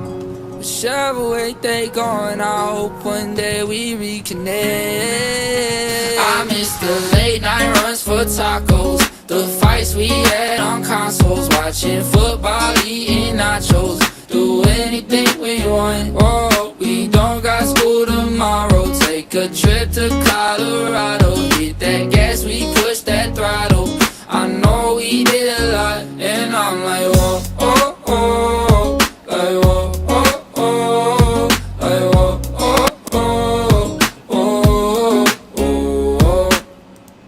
Great song. Thank you very much. That's Little Towel. That was a nice decompression break. Yes, I can see your comments, Share Bear. Hello, Michael Brown. That was a groovy song. Before we do today's updates, let's take a listen to the most recent interview with the U.S. Secretary of State. Give me 1 second here. That's going to be Marco Rubio. All right. I'm going to pull it up for you in a new tab, actually. Hold on 1 second. A.M. Mattel, thank you very much. The U.S. Secretary of State gave a short interview with NBC's Today Show. I'm going to show you just a small portion of that interview, just a small clip now, and react to it. Give me 1 second. Here we go. Oh, turn your ad blockers off on YouTube. My ad blocker is off. It just played the ad. That's how I know the ad's off. It played the ad. Very sensitive. But yeah, it helps support my channel and other channels. Definitely consider turning your ad blockers off on YouTube. Let's take a listen to this small clip of Secretary of State Rubio talking to NBC's Today Show just a few hours ago. President Xi stressed to President Trump that the Taiwan question is the most important issue in China-U.S. relations. Talk to me about that moment when that was discussed. Well, they certainly feel that way, and they always raise that issue, and we understand they raise that issue. From our perspective, any forced change in the status quo and the situation that's there now would be bad for both countries. One of the things the Chinese emphasize, which we agree, is strategic stability in our relationship, a constructive relationship, but also one that establishes strategic stability so that we don't have misunderstandings that could lead to broader conflict. But what's so weird about that is that's the Chinese party line. So that's all I really wanted to hear about that. So yesterday, China put out this statement saying there was a readout. It's when two leaders have like a discussion, they each put out a readout. Oh, Bunny, the sparkles are so wonderful. I needed those jewels today. I'm going in for an adventure to pick up things for graduation, so those jewels are wonderful. God bless you, Talamum Bunny. So the readout yesterday of President Trump and President Xi's meeting was very interesting because President Trump didn't mention Taiwan at all in his remarks and actually ignored a question about it today. I'll show you that footage. President Xi put in his remarks or his readout that Taiwan was like an issue that could cause a flare-up between China and the U.S. unless the U.S. adhered to like policies of de-escalation, basically like not helping Taiwan as much, reducing weapon sales. Yes, the Tao graduation picture is great. Oh, Nibbler, first 48, that's great. Hello, Nibbler, how are you? Hi, Nibbler, a towel. So taking you to this morning, where Israeli aircraft carried out a strike on the town of Al-Mansuri in Lebanon. These are today's updates.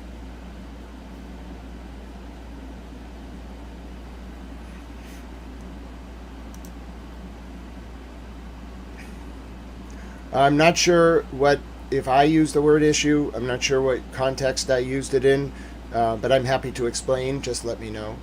Now taking you to Kiev, where President Zelensky released this statement. The Ukrainian president released this statement this morning. Conversation.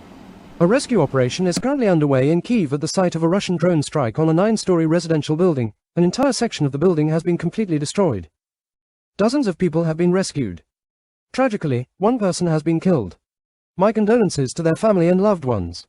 People may still be trapped under the rubble.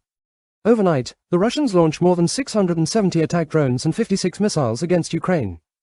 Ballistic, aeroballistic, and cruise missiles were used in the strikes. The main target of this attack was Kyiv.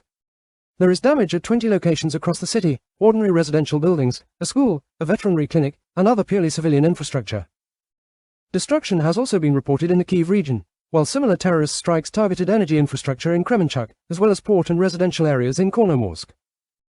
In total, since midnight yesterday, Russia has used more than 1,560 drones against our cities and communities. These are definitely not the actions of those who believe the war is coming to an end. It is important that partners do not remain silent about this strike. And it is equally important to continue supporting the protection of our skies. The PAL initiative is needed so that Ukraine can defend itself against ballistic strikes like these. And likewise, in the interests of everyone seeking peace, pressure on Russia must continue. I thank everyone who stands with Ukraine. This is footage from that Russian attack overnight in Kiev, shared by the president of Ukraine.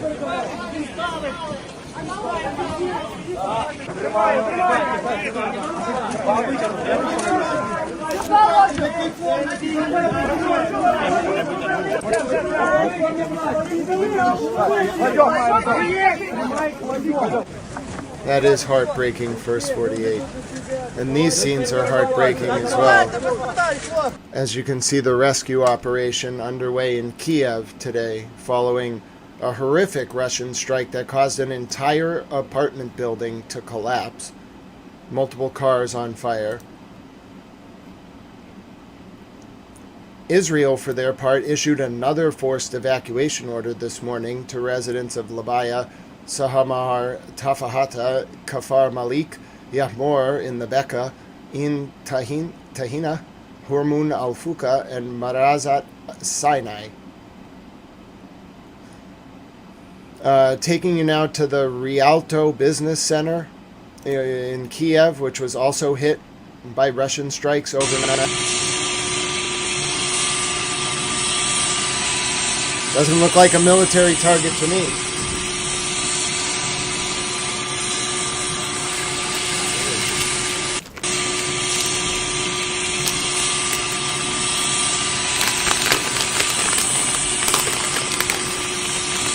You might be right, Sean. You might be right.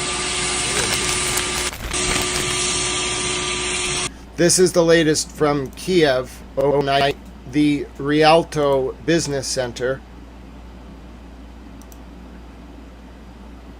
You can see the Rialto Business Center. This is from Arab Military. Mapping on Telegram via AMK mapping, also on X. You can see the strike on the Rialto Business Center. That I don't believe that's a military target. I believe that's a civilian business facility. This morning, this is the news that will no doubt flash across your screens today. I'll try to get you updates as I can. The UK Maritime Trade Office received a report of an incident 38 nautical miles northeast of Fujihara in the United Arab Emirates. The CSO of the ship reported that the vessel had been taken by unauthorized personnel whilst at anchor and is now bound for Iranian territorial waters. UK MTO continues to investigate. That was 6 hours ago, ladies and gentlemen. 3 a.m. Eastern this morning, Iran apparently just took a boat. It's unclear why they took the boat or where they're taking it. Here's more footage from Kiev overnight of the intense Russian shelling. This could be loud.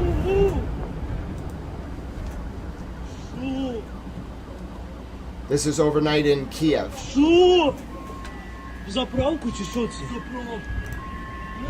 This is the overnight shelling of Kiev by Russia.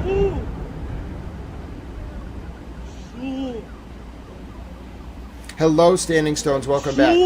Good morning. If you're just tuning in, it's past 9:38 a.m. Eastern, U.S. who the hell knows time. Certainly war in Kiev and Russia time. Here on Thursday, May 14, 2026. It is 3:38 p.m. in South Africa. It's 4:38 p.m. in Tel Aviv, Israel, and it's 5:08 p.m. in Tehran, Iran. Good morning to those of you waking up in the United States. If you're just waking up, there was probably one of the most intense Russian rounds of shelling of the 5-year war with Ukraine on the city of Kiev last night. I have some primary source footage for you to review now. This is from Kiev overnight in Ukraine. After a 3-day ceasefire. Hello, Pyramid Sven 7. It's so good to see you.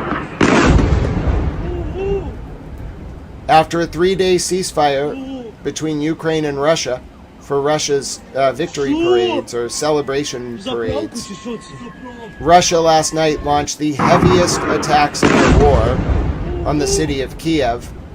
You are looking at just one of those bombings.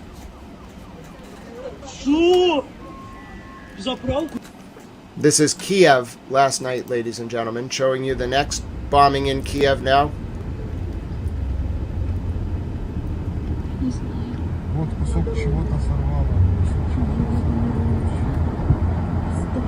It's very good to see you, Pyramid. Yes, I am graduating law school tomorrow, so I myself have been doing a lot of personal sort of administrative things this week, but God bless you, it is good to see you. And Sean, so many of you. But this is from overnight. Yes, this is from Kiev, ladies and gentlemen, overnight. Just some of the multitude, hundreds and hundreds of Russian strikes, not only on Kiev, but throughout Ukraine.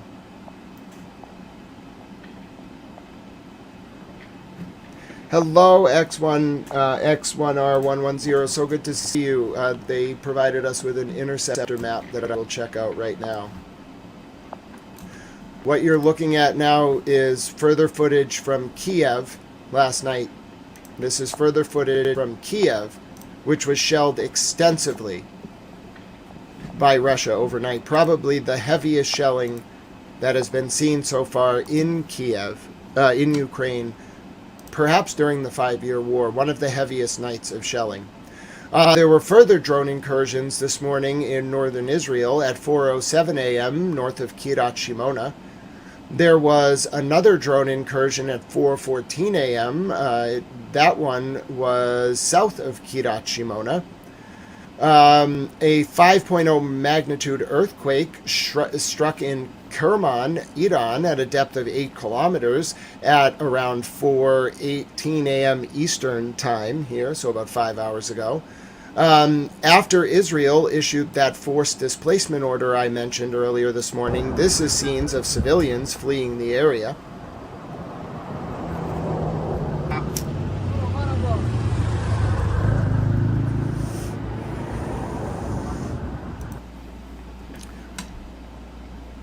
Now, I'll show you more footage released by the Israeli army of a strike in the Manahib municipality in southern Lebanon. This was released by the IDF.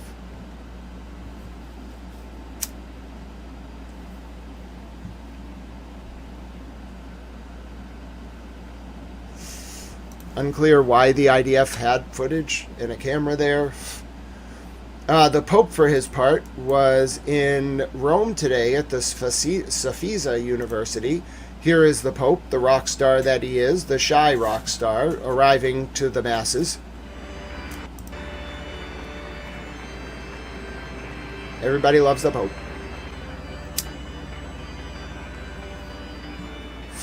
Very humble man. Everybody loves the Pope. Hashtag, we love the Pope. At least I love the Pope. I think he's great. Here is the map that, here's the update that was provided by X1R. Good to see you, dear friend. In the last 36 hours, Russia has launched 1,567 Shahed drones and Italamas strike drones and Gerbera and Peridoi decoys, 3 KH-47M2 Kizahals, 35 KH-101 subsonic cruise missiles, and 18 Iskander MS-400 SRBM TBMs against Ukraine. The drone success rate was 94%. The missile success rate was 74%. Okay, thank you for that update. Here's the map Russia launched, as I mentioned, one of its largest attacks on Ukraine last night. The orange lines are drone attacks. The red lines are ballistic missile attacks. You can see Kiev in the middle here took a substantial amount of the attacks, but the attacks came from occupied Crimea in the south here, in the Donbass. All of the drones, all of the areas of Ukraine were covered by the drones, but the strikes in particular were throughout the west of the country, but maybe 40%, 30%, but a substantial amount of the targets were in Kiev. You can actually see the mapping of the cruise missiles, which entered from Russia, went south towards the middle area, the central region of Ukraine, then swooped back up north and struck Kiev, whereas drones towards Kiev came from absolutely everywhere. They came from the Russian-Belarus border, they came from Russia, they came from the occupied Crimea and Donbass, they hit not only Kiev, not only targets in the west, but a few targets in the east. The entire country of Ukraine was shelled last night by an intense drone and missile wave, perhaps one of the most intense of the Ukraine and Russian war to date. The Al Jazeera office, for its part, in the West Bank was shut down and raided this morning at 3 a.m. Here's a report. The West Bank. And today at 3 a.m. it got raided by the Israeli army again.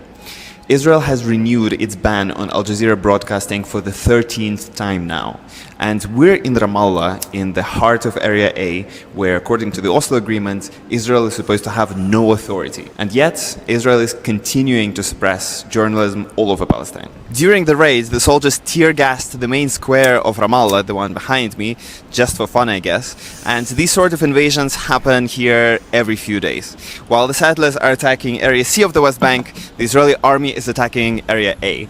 And if there is any positive takeaway from that, it's that journalism works, because clearly Israel is afraid of it and is trying to suppress it as much as possible.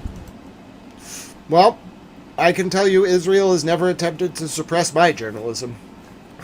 You know, a lot of people, like, I don't know, I guess I'm one of the more wider reaching channels that cover the war. I think a lot of people assume that if you cover international politics or conflict or war, that there's going to be some like group, and maybe it's true for some people, but really no one's really tried to influence me. We had one incident where someone came in chat and basically threatened me and said, if you don't say this about this party to the conflict, like I'll like do this or this. That was the only time. I've never been like called, I've never been pressured. No one's ever told me like, you have to say this, how dare you say this. So like, I've always kind of given all parties in the conflict, at least in that regard, like their due respect. No one's ever done it anonymously. No one's ever done it like a direct approach. The only time it ever happened was while I was covering the Epstein files, right before Kathy Rumler resigned, and especially when I was talking about like the CIA and the influence of the intel agencies. They, like, somebody came like into my house. I guess we had a home invasion, kind of. But I banished that man. I told him I didn't tell him he was a devil, but I banished that man. He was like a demon. Anyway, that was kind of scary. Oh, thank you so much, Loki. That press F is wonderful. I'm so grateful for those 10 jewels. Jewels are a wonderful way to send towel energy. I just get, they remind me of my youth for some reason. Maybe I saw Aladdin or something. Who knows? The point is, that was such a wonderful thought. God bless you. I love that we have the press F button. The CEO of YouTube, actually, I was reading his Twitter. He's been talking about how his team has been working a lot on the live stream features. So, well, they're working on a lot of stuff, but one of the best things they've now added is this Jewels feature. You can send certain things that will dance above my head. It's great. It's the coolest little feature. Oh, God bless you, Marcia. You are so wonderful, my dear friend. Oh, God bless you, Marcia. Marcia, I have to take an Uber ride today, so that is going to come in so handy. I have to go to school to collect my tickets. I have friends. I think someone's going to come to the graduation to support me. I'm so grateful to them. God bless them. And that's going to help so much. I have to go all around and do my errands. And then I have to come back at 3 p.m. to record Karen's hearing. I can't live stream it, but I'm going to upload it for you all after I broadcast it. I have a busy towel day. Oh, God bless you, Loki. Chili as well. Listen, I've gotten Press F. I've gotten jewels from Tower Mom Bunny. It's just raining jewels today. This is great. Oh, I'm so grateful. I've never felt so loved. The jewels I love it. I love these new features. So YouTube was kind of rolling them out like in specific regions, but then they just launched them. Now, depending on like the way that you engage with the chat, you can send all these fun things. It's great. I don't know how they do it. I think it's great. I'm so grateful to YouTube. They do a great job. And these features that they've added, by the way, it's not like one. There's a list of like 40 of them, okay? And whoever sent me a golden goat the other day, I took a screenshot of it and sent it to the CEO. And I was like, look, someone sent me a golden goat. It was right above my head. It was the greatest thing ever. I don't even know how they did it. I don't know how to do that. It just appears. They dance around. It's great. My point is, I just want to extol the virtues of that because it's not like it's one feature. There's like 40 of them they've rolled out. I'm trying to learn them all myself. It takes a little time, but it's really cool, and I'm grateful to YouTube for that. Taking you now to Lebanon, where Lebanon Jets posted footage from a few days ago. I think it was the 8th of May of a U.S. Air Force. Actually, it was from today, excuse me. A U.S. Air Force C-17 landing in Beirut. Let's take a listen. Rich 303, confirm your destination Beirut Airport or Hamad Air Base. North initially for Reach 303. Reach 303, continue ILS approach 16, contact Tower 118, Decimal Liner, good day. Tower. Oh, a party hat, Loki. Loki, a party hat, that's wonderful. Oh, God bless you. Loki, please do not feel obligated.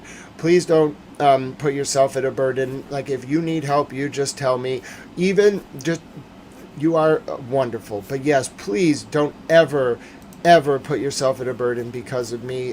This is a service meant for people who want to be able to receive information. So just you chatting in the comments is great, and you never feel any pressure to donate. We have a great group here, and I feel very supported. God bless you, Loki. Thank you for taking the time to figure that out, and also to let me know, and also to send the party hat. But yes, please don't send any more. Don't ever go over budget because of me. The whole point is to provide people of any means access to information, and I hope I've been able to do that for you. God bless you. You're wonderful, Loki. I just wanted to tell you that. Reach 303, ILS runway 1. Reach 303, hello, clear to land runway 16, 1210, 10 knots. Brilliant, runway 16, and reach 303, point take this left. Cross, runway 17 after crossing over to ground for reach 303. Ground, reach 303 is cross, runway 17 on, activate kilo, following inside. Follow me, reach 303. Reach 303, confirm your destination Beirut Airport or Hamad Air Base. North initially for reach 303. Reach 303, continue ILS approach 16, contact Tower 118, Decimal Liner, good day. Tower, reach 303, ILS runway 1. Reach 303, hello, clear to land runway 16, 1210, 10 knots. Brilliant, runway 16, and reach 303, point take this left. Cross, runway 17 after crossing over to ground for reach 303. Ground, reach 303 is cross, runway 17 on, activate kilo, following inside. Follow. Now, I've talked about Lebanon Jets before. He's great. He is so good. He films that. He films it. And then now I'm using it for news reporting just to kind of show you what it's like when there's air traffic control. But he's so good at it. He monitors the air traffic control frequency. It's public. Then he films it himself. Then he syncs it. He loves those jets. Now, it was really sad. I've talked about this before. There was a long time where there were no jets, military or otherwise, going into Beirut Airport. So all he was doing was filming bombings, and you could tell it was really heartbreaking for him because he just loves planes. He just loves them. I follow him all the time. I don't show all his videos because they're mostly just planes flying around, but he loves planes, and I just think that like the fact the planes were taken from him was such a sad component of the war, and I had remissed on it before. But anyway, I just want to show you what he loves doing, his passion. I think I've never talked to him, but it's linking up like the footage he gets. He loves the planes. He loves hearing the pilot talk to the air traffic controller. It's wonderful. Oh, X1R110, thank you for those sparkles and that chili. Those jewels are wonderful. You all are so wonderful. It's a jewels parade. Hello, Ruby Aron. Good to see you. How have you been? God bless you. I felt so sad. I wasn't sad. I was getting things done the past few days, but I didn't feel like myself. You know why? Well, I felt good because Towel Girlfriend and I were hanging out, which is wonderful. But it was streaming. Oh my goodness. Hold on. Okay. So first Dee Dee Thames sent Sunshine. I just want to say thank you. And then I just got, who sent that? I have to, oh my goodness. Michael Brown. Oh my goodness, Michael Brown. God, my friend, that is so beyond kind. You are wonderful in every way, and that is one of the kindest super chats ever on Towel Stream. It says, for your graduation day, Grant Smith Ellis, savor the moment. I'm gonna heart that. I can't wait to meet you. I can't wait to meet you. It's going to be great. Oh, Towel Girlfriend's going to be so excited. You're so wonderful, Michael Brown. And I found out I can highlight the super chat just by clicking on it to reply. This is great. Oh, this is great. God bless you, Michael Brown. You're so wonderful. That was so kind of you. Thank you so much, my friend. 700 Rand. Oh, goodness. I know. I speak Rand now. You don't understand. You are so wonderful. Thank you, Michael Brown. Mimi, hello. Mimi, I'm graduating tomorrow. I'm so excited. Mimi, I was just thinking about you earlier. You are wonderful. I hope Ellie's doing well.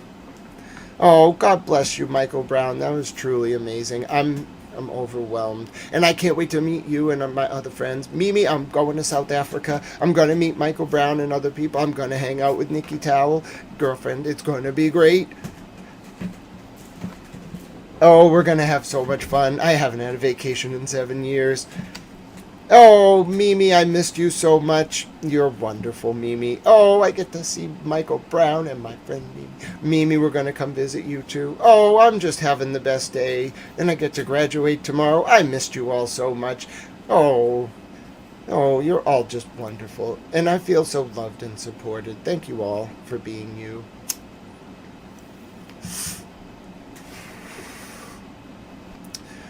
Oh, let's take just another look at the U.S. Air Force C-17 that was flying into Beirut today. You are wonderful, Superstition. Man, it is great to see you. God bless you out there in Arizona. I got to come visit you at some point as well. I got a friend out there. My sister went to college out there, and I got a dear friend out there in Arizona. He's been waiting to hang out.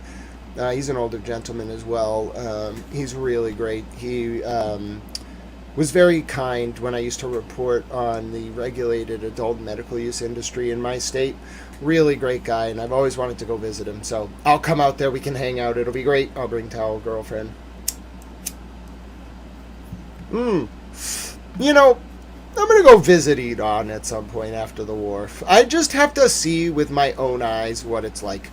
I have to. That's the only way I can find out what it's like. And I have to go to some other countries as well. I as a journalist, I've spoken to hundreds of people from hundreds of different countries, but I need to go to some of these countries. I'll talk to people there, but I have to go. What are we bringing to Beirut in C-17s? That's a good question. Hello, Shine. So we have had a substantial uptick in the pace of Israeli bombing in southern Lebanon. There also overnight was a substantial uptick in attacks, and by substantial I mean the largest number of attacks during the Russian-Ukraine war by Russia on Ukraine.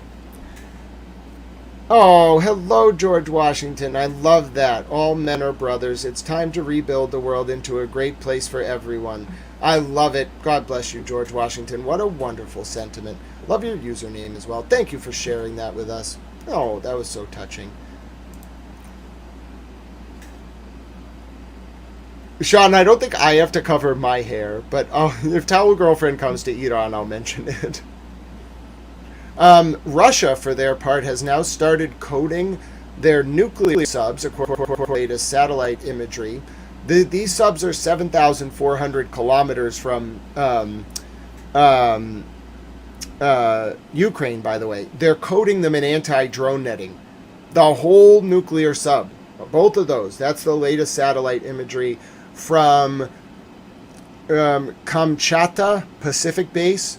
These are nuclear-armed Bory-class submarines. They each carry 16 intercontinental ballistic missiles with multiple warheads, according to Clash Report. Oh yeah, First 48. I saw the stuff about the Saudi king having white sharks in his palace in Jeddah. We got to free those birdies.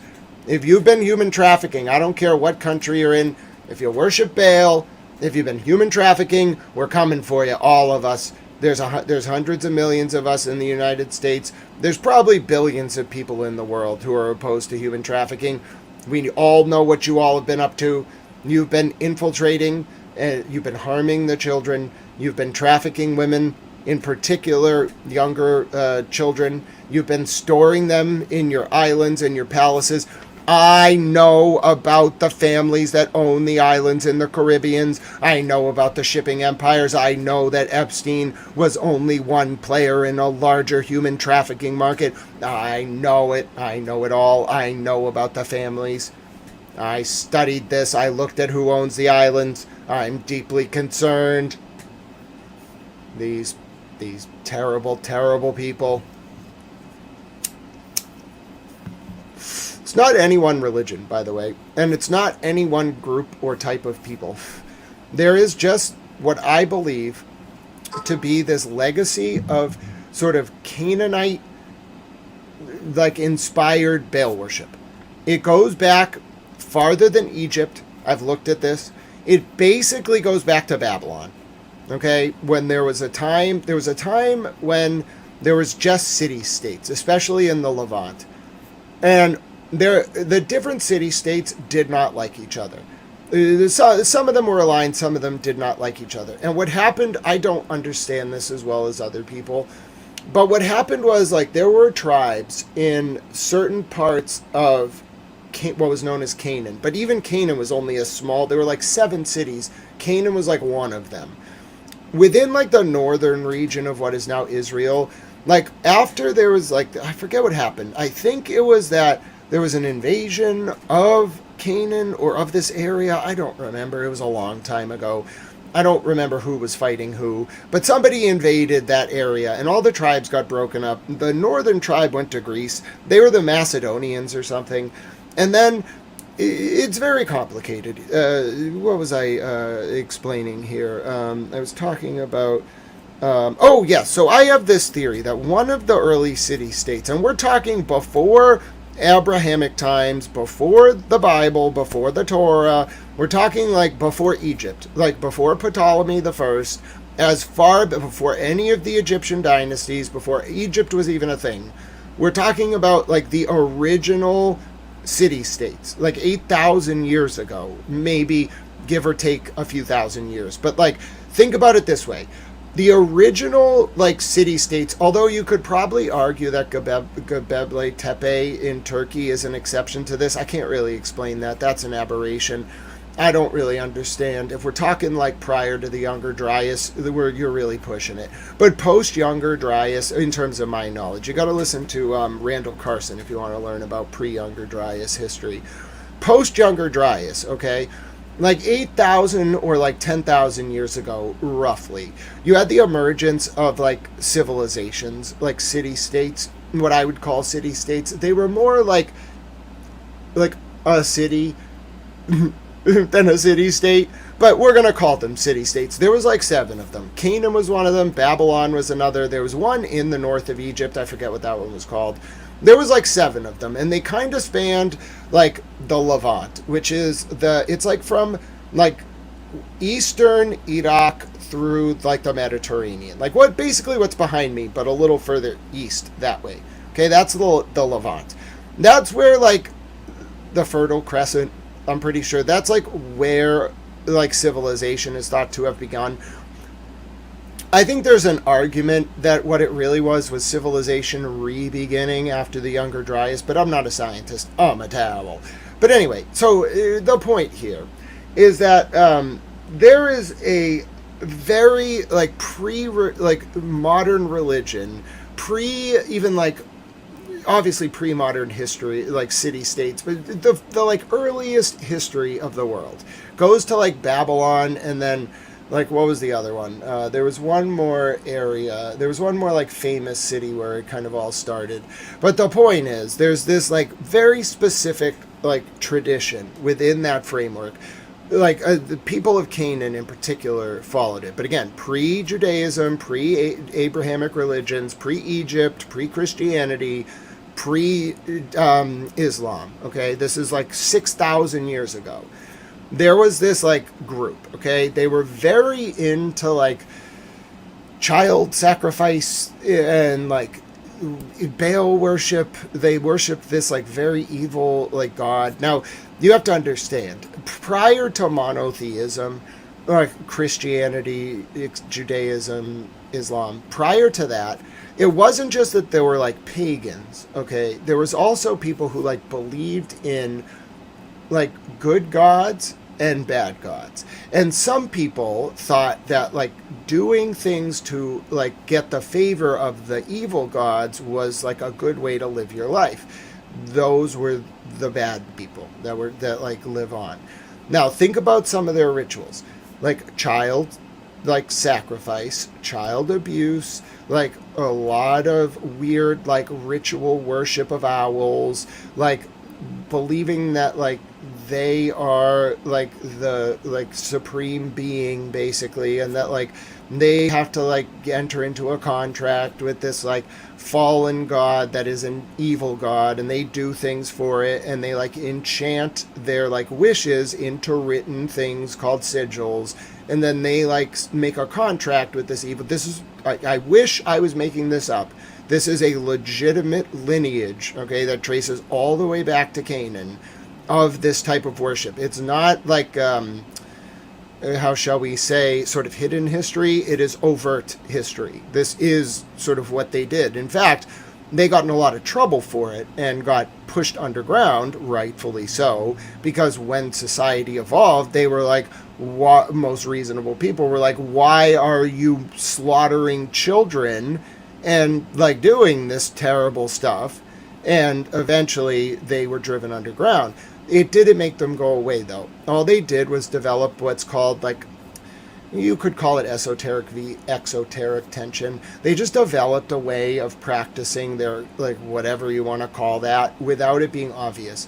They became your, like, government. They became your lawyers, your judges, your whatever, your priests. They took all of that over, but they knew they couldn't go out there and be like, well, you know, we worship this thing. No, they just encoded it within other sort of forms that were more palatable to the public, that would create the veneer, the ostensible veneer of legitimate spiritual belief, but in actuality facilitate this sort of very like scary form of hierarchical domination being imposed on the world. Now, that's basically what happened. Okay, and now you can read now.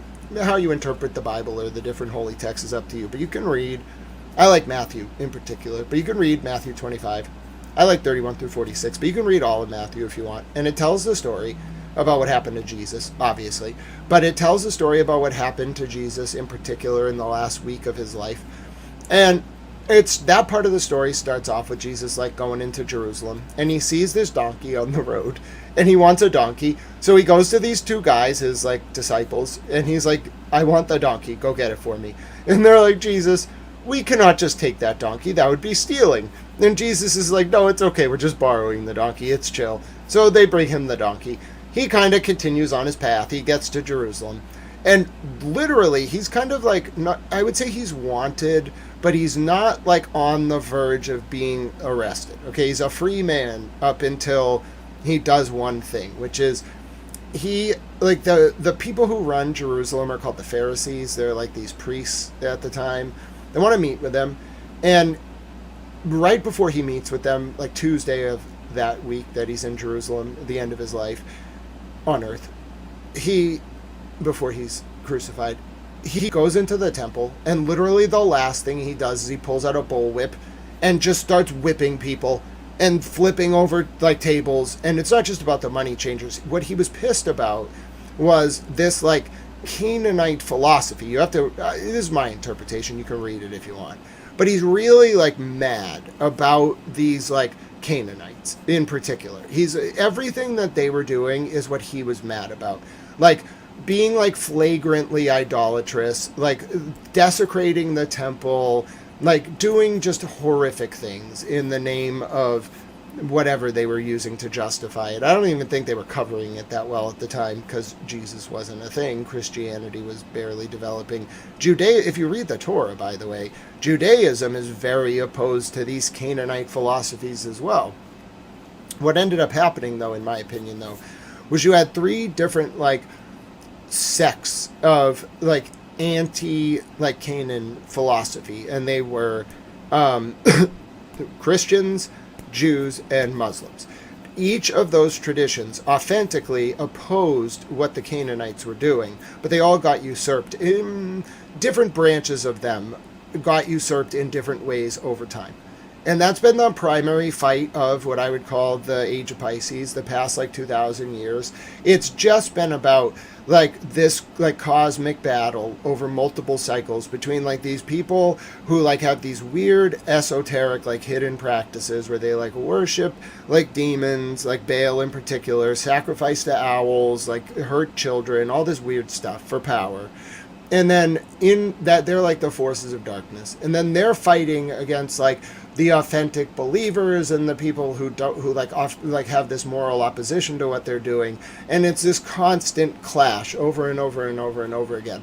Now, I think for the most part, up until like 2026, the forces of darkness had like a stranglehold over like the monetary currency, the flow of information, like a daily life, like culture. They were just like strangleholding the world. Like they were clearly doing horrible things, hiding in plain sight, etc., etc.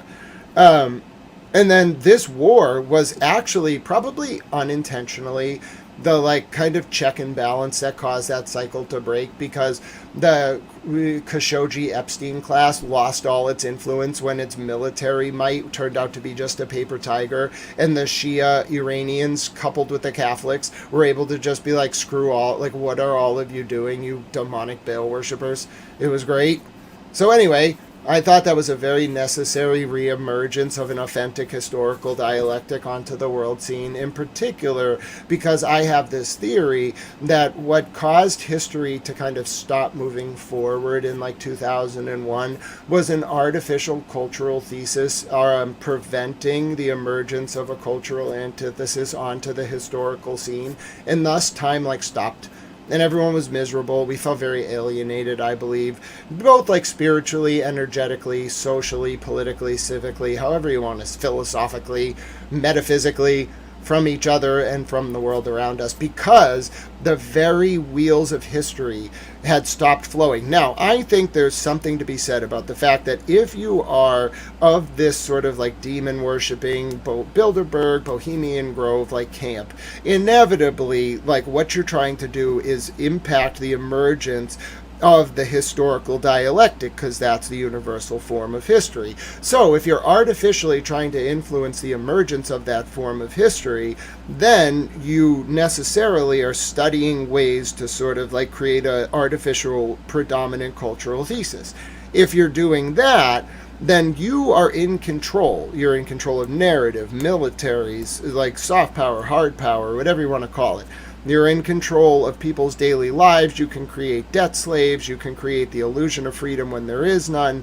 But the consequence, I think, to that is there's a natural check and balance, which is you're going to be preventing the wheels of history from turning.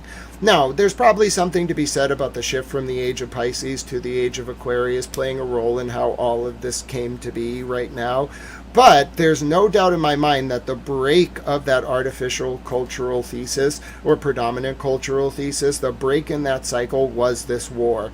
It caused that sort of like Epstein-Khashoggi-like mentality to be exposed for the paper tiger that it was. It was nothing but a group of really evil people with like zeros on their bank balances and access to intelligence networks and blackmail and like 40 years of politicians in their pockets and with like derogatory information on them, preventing authentic political democratic will formation from occurring, therein altering the Hegelian dialectic and suspending the flow of time.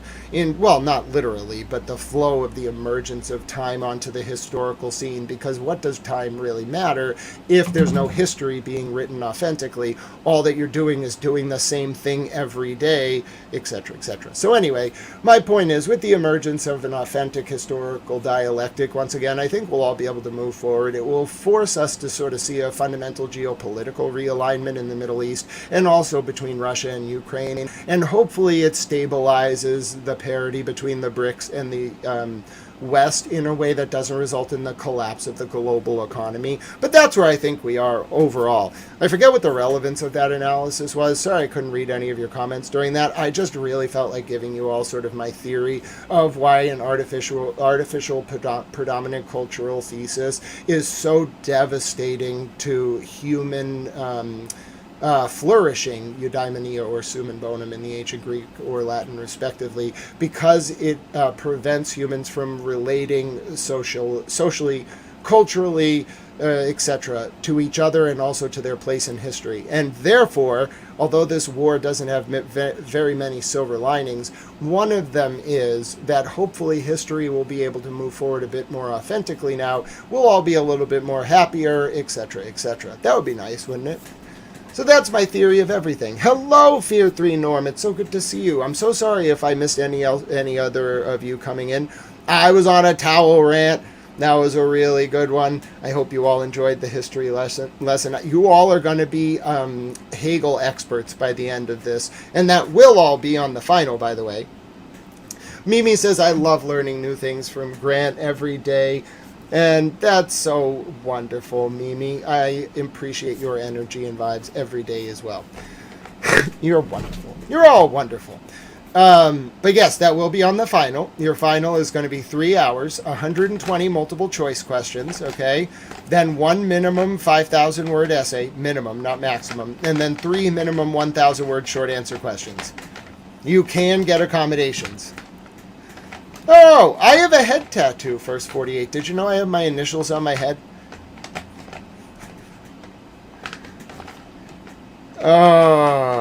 Yep. I also have F the haters on my back. Well, Silent Dogs, I do have a curse word on my back. It's true. I don't know if it means I'm winning or losing life. Speaking of the Epstein files, release them all. They deserve to be released. This was a China-made video. It was not Iranian-made. Iran's foreign minister was speaking today to the members of the 10-nation BRICS group at a meeting in New Delhi, India, speaking just as I was about the BRICS, Brazil, Russia, India, South Africa, and China, although it has way more members than that. All right, so let's take a listen. The Iranian foreign minister told told the members of the BRICS nations, as you have all witnessed, my country has, within the span of less than a year, twice been subjected to brutal and unlawful aggression by the U.S. and Israel. The attacks on my people have been justified with false claims that run counter to the informed assessments of the IAEA and even America's own intelligence community. The truth is that Iran, like many other independent nations, is the victim of illegal expansionism and warmongering. These are ugly things which have no place in today's world. Well, that was the statement. Here's a very nice timepiece. I don't know if it's real or not, but I thought this was a very nice watch. It has the Virgin Mother. It might be real, it might not be real, it might be a mock-up. Either way, I think it's a really, really, really nice watch. I just wanted to share it with you. Oh, Mimi says, I love you all around the world, and I'm so proud to be a part of Grant's coverage of all these over all these months. Thank you for the opportunity to share my testimony of the love of Jesus. Mimi, what a good time to share that right as this wonderful watch was on the screen. Mimi, I'd love to get you a watch like that one day. That would be great. It's stuff from a happier time. That's why I got what I do. God bless you, First 48. Now I'll take you to less pleasant updates now from Israeli airstrikes targeted Abda and Shamar in the south of Lebanon from earlier today.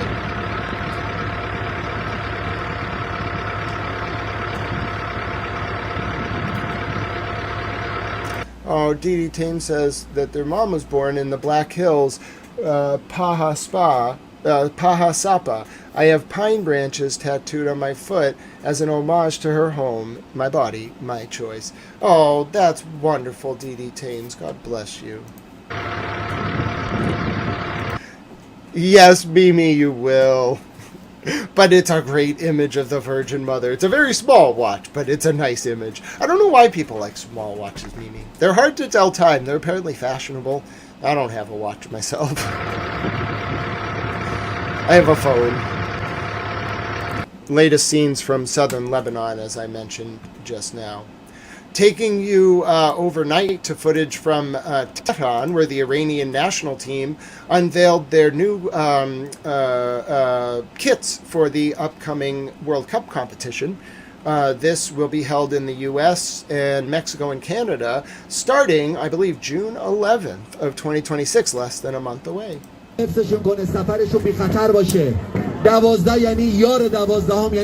the Iranian kits. By the way, the French team arrived in Boston, ladies and gentlemen. They're staying at the Four Seasons. They arrived to hundreds of screaming fans overnight. The French team are in the U.S. The World Cup is about to begin. Here's the brand new Iranian kit that they'll be bringing to the U.S. for their matches.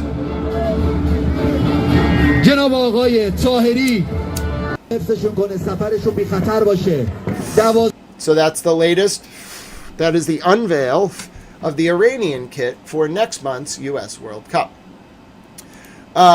Taking you now to Israeli Finance Minister Bezalel Smotrich, who said he thinks in this term de facto that the government is ending permanently the idea of a Palestinian state. Excuse me, the only approach is the two-state solution, and anyone who thinks otherwise is bound to fall out of government sooner rather than כל הדברים later. החשובים האלה, וגם בהתיישבות הרבה מאוד דברים שצריך להשיג. תראה, אני מסכים איתך, אני חושב שבקדנציה הזאת, דה פקטו, אנחנו הורגים את רעיון המדינה הפלסטינית, אנחנו מבצרים את הביטחון של מדינת ישראל, יהודה ושומרון, זה לא רק התיישבות וציונות וארץ ישראל ומצוות יישוב הארץ, זה שלא יהיו טנדרים בראש העין, ושלא יהיו טנדרים בכפר סבא, את כל הדברים. I don't think Benjamin Netanyahu's government is going to make it past the elections. I foresee them not making it. Oh, goodness. That is quite a fire. I believe this is the fire that was in Russia yesterday at one of their facilities. That's a man trying to put it out.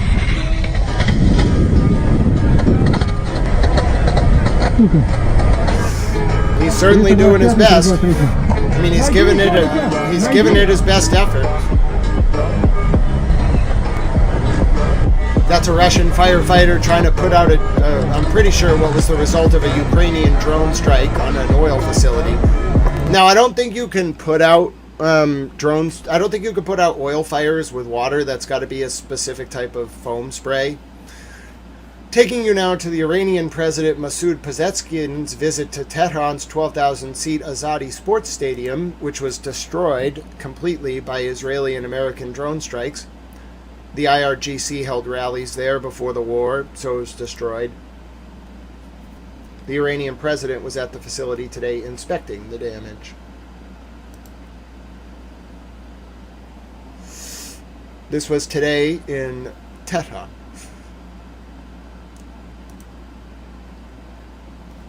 The Iranian president inspecting the damage to the 12,000-seat sports stadium, destroyed basically to rubble.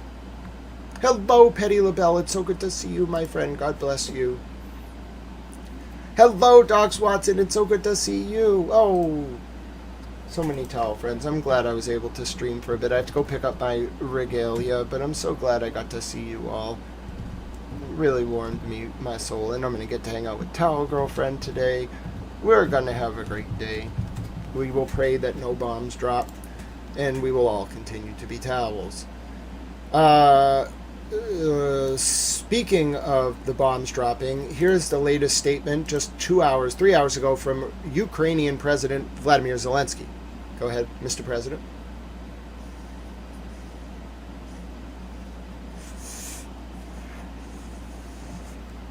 Go ahead, whenever you're ready. Conversation.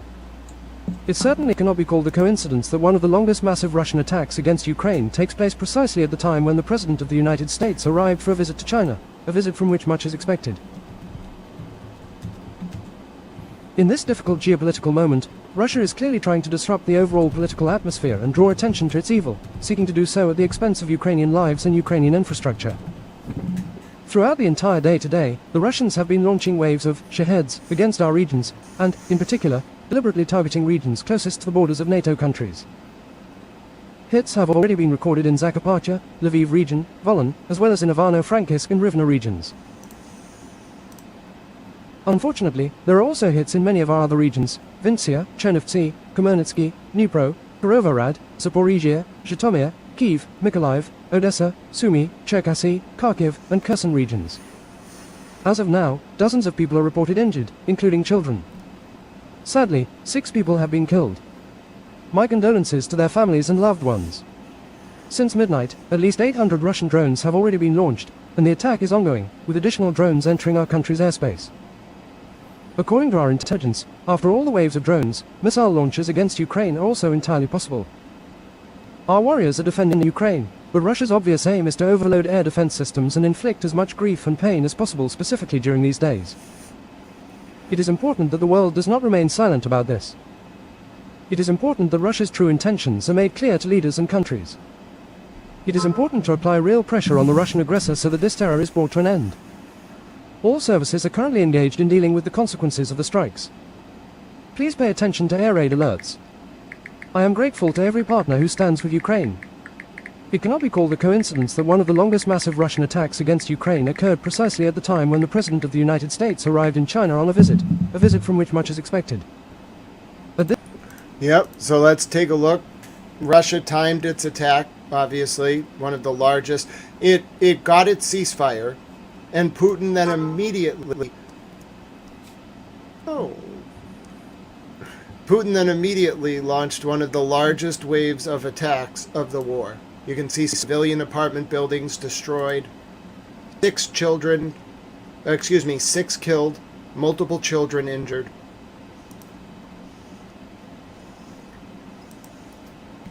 With the primary source footage from the Ukrainian president to back it up. Just 3 hours ago, at 6:26 a.m. Eastern, there was more alerts in the north of Israel, near Shlomi. That's up near Netanya. Then, Hezbollah released this footage. It's from the 6th of May, but it was released today. And it shows the targeting a Nemira vehicle belonging to the Israeli army near Kahim al-Raj in the town of Deir Siran, southern Lebanon. This is from today, but documenting footage from May 6th. Latest from Hezbollah.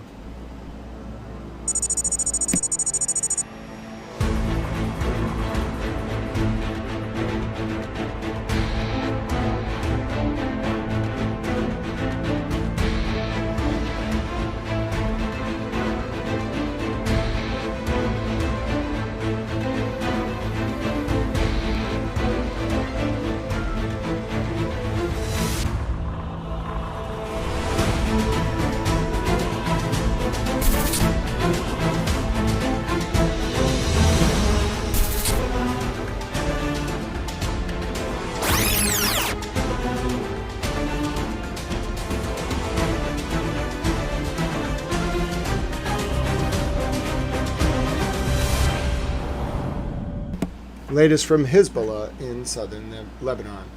Standing Stone says, Love Towel News Boston edition. Of course, God bless you, Standing Stones. Here's the latest strike near the Upper Caves. This was by Israel on southern Lebanon this morning.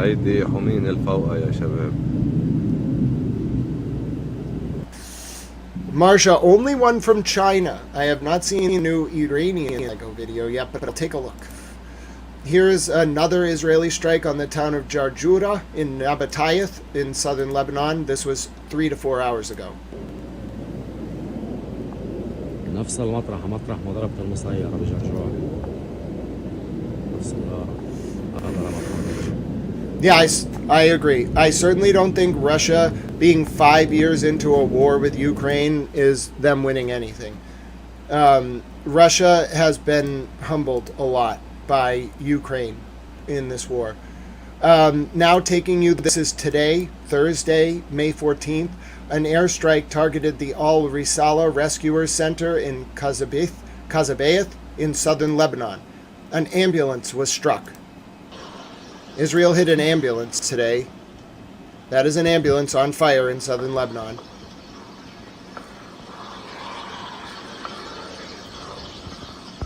You are looking at an ambulance that was bombed just 3 hours ago. That is an ambulance bombed in southern Lebanon. That is indeed primary source footage of an ambulance that was bombed in southern Lebanon just 3 hours ago today. Taking you now to the just shocking scenes. Russia didn't just hit targets in Kiev. This was not military targets. This was not limited strikes. Russia brought down an entire block of an apartment building. That is Kiev this morning. That is why the Ukrainian president is so concerned. That is Kiev this morning. That entire block of that building is gone, as rescuers desperately search through the rubble to find survivors. Ladies and gentlemen, that entire block gone. Oh, yes, Silent Dogs. You know, I bet the ambulance itself was actually a giant operation center for ISIS. It wasn't Hezbollah. It wasn't even the Quds Force. Somehow ISIS got up there. I'm being sarcastic because Israel offers ridiculous excuses when it does things like that. But this scene in Kiev is just devastating. That is not a even if you try to argue that you were just hitting a military officer in an apartment, does that look like a limited strike? No, it brought down an entire block. There's civilians under there that died. That's heartbreaking. And that is Russia's war on Ukraine in a video. It might be, Scott, the political machinations of the various countries notwithstanding, there's no reason to do that to civilians. Even if one guy in the building was part of some nefarious apparatus launching military attacks against other civilians, you don't do, just, that's horrifying. There's no excuse for it. If that was in Moscow, I would say the same thing. You don't bring down giant, Ukraine has to use the flamingos now. Because how would you feel if you were a member of that apartment block and all of your neighbors, at least, that block of them just died in one missile strike? You would want there to be retaliation, and that's what causes this escalation. It's a trap. It's called the Thucydides trap, I think, where you have this escalation trap where one side does it, all the people there say, screw the politics, I'm mad because civilians that I knew and loved were killed, and I want my government to do something. It's why Americans get mad when Americans get bombed. It's why Iranians get mad when Iranians get bombed. It's why people in the UAE get mad when people from the UAE get bombed. It's why people in Iraq get mad when people from Iraq get bombed. It's really, if you're hitting military targets, people will kind of say, well, it's war. The second you start hitting civilians, everybody wants retaliation, and it prevents this, path to peace. That's why Russia doing this, especially after a ceasefire, makes no sense. It was out of nowhere. Yes, but Scott, this one I can definitively say was coming off a 3-day ceasefire. This was completely unnecessary. I mean, maybe some of Russia's attacks were tit for tat in their own right, but this causes a level of escalation. Ukraine has these missiles, okay? They don't just have drones. They have missiles called Flamingos. They're some of the most technologically advanced missiles on the planet. There's a reason Ukraine gets contracts from Saudi, from Canada, from UAE, from Qatar, from Bahrain to do this kind of work, not just on missile defense and drone defense, but on missile production. Ukraine is one of the biggest hubs of missile production for the West and its allies in the world, especially right now with the new money that just came in over the last month. They have missiles, in particular the Flamingos, that are some of the most technologically advanced. They're not Khorram-Sharrars. They don't need to do that. They don't need to beat an Iron Dome. They're like 3-stage, they might be 2-stage, very highly advanced missiles that are designed to go like 1,600 kilometers, that deliver a very intense payload and that have advanced sort of tracking that also avoids interceptors. That's what they will do. I know, that's why I'm saying I don't know why Putin does this. Ukraine is not where they were 5 years ago. They're not where they were 3 years ago. They're not where they were a year ago. They have an influx of money, not from America, but from the Middle East, which frankly, they have more money than the United States does. Probably own a lot of the U.S. debt, frankly. They are funding the Ukrainian missile and drone production industry and defense industry right now to the tune of more money than any of us will ever see or spend or think about in our entire lives. It causes symmetrical retaliation that prevents peace. That's why I get frustrated, because it was coming off a ceasefire. Russia had their parade. All they had to do was go forward with the negotiated settlement, which might have even seen them get some territory or at least a land corridor like they have to Kaliningrad, to the Black Sea. Instead, everybody's pissed. Nobody wins, and we don't get peace. No, it's a war of attrition. There's never going to be a victor. Ukraine has lasted 5 years. They're going to last 10, 20, 30. Russia's pointlessly losing troops, pointlessly killing civilians, and quite frankly, pointlessly sacrificing members of its own population for a war it cannot and will not win. The only thing it really wants is guaranteed access to the Black Sea. It's probably at this point not even going to get the land to make that happen. It might get a land bridge at best, but even at this point, that's asking for probably too much.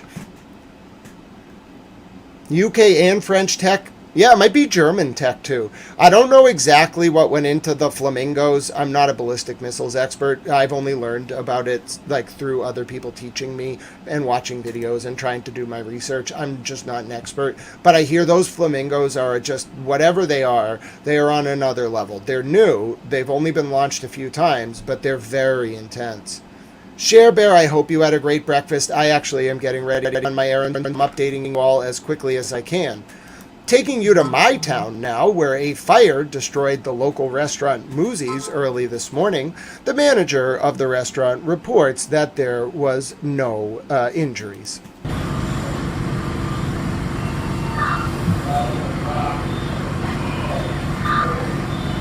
This is my town, taking you to a fire locally in Belmont this morning. It was about 5 or 6 a.m. The fire department was working to control the fire. It was reported by Steve Cooper on 7 News that the fire was a stubborn fire, but it was confirmed via store manager Becca Peasy, a very world-renowned triathlon runner who has run triathlons on all 7 continents, that there were no injuries. She also manages the store. There were no injuries at the restaurant. But yes, this was in Toweltown today. It was a major, I guess you could call it for the area, fire at a local restaurant, which was burning for a few hours. As I mentioned, Israel bombed a ambulance that belonged to the Islamic Message Scout Association in the courtyard of the Civil Defense Center in the town of Al-Qusabaya in Lebanon, to give you specific information. And I showed you that video earlier of that ambulance burning. Taking you now to the northern border, where the IDF carried out a strike on Kafar Melki in the Sidon area of Lebanon, and then sirens sounded after a hostile aircraft invaded into the north of Israel. Showing you footage of one of those strikes now.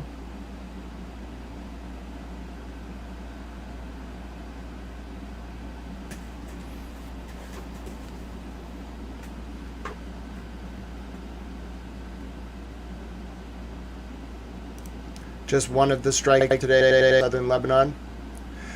I mentioned earlier that Iran took a ship, according to the UK Maritime Trade Office, at which point there was a lot of United States Air Force refueling activity above the same area where Iran boarded and seized that vessel northeast of Fujairah in the UAE. And you can take a look at that U.S. refueling activity up on your screen now. All right, now I'll let you listen to Mr. President Trump's remarks at the state banquet that was tonight in China. He made these remarks 3 hours ago. Well, thank you very much. This is a great honor. It was a fantastic day. And in particular, I want to thank President Xi, my friend, for this magnificent welcome. And it really was a magnificent welcome like none other. And for so graciously hosting us on this very historic state visit. We had extremely positive and productive conversations and meetings today with the Chinese delegation earlier. And this evening is another cherished opportunity to discuss among friends some of the things that we discussed today, all good for the United States and for China. And it was a great honor to be with you. Please.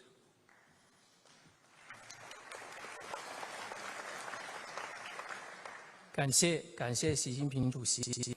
今天我们度过了非常美好的一天。首先要感谢习近平主席这一盛大的欢迎，那么也非常感谢在这一次历史性的国事访问当中非常慷慨地接待了我的代表团。那么今天早些时候，我们跟中方进行了富有成效以及具有建设性的对话。那今天晚上将是我们另外的一次机会。 能够共同再次讨论我们今天早些时候已经。That was Mr. President Trump at the state dinner. Yes, I just want to say thank you to Michael Brown again. God bless you again, Michael Brown, before this drops off the screen. Thank you so much for all of your comments, support, and compassion. I cannot wait to read your book and say hello in person soon. You're wonderful, Michael Brown. God bless you, my friend. So that was President Trump at the state dinner. That was the update about the fire at the restaurant in my town. This was a report about from Iran, where 30 ships have crossed the Strait of Hormuz under IRGC supervision over the past night. I'll show you an English translation of that shortly. Here's the latest on the U.S. military aircraft that is stationed at Ben Gurion Airport in Tel Aviv, Israel.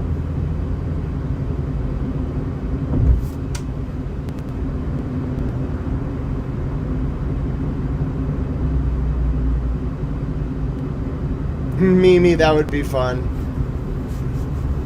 Hashtag towel advisor to Mr. President.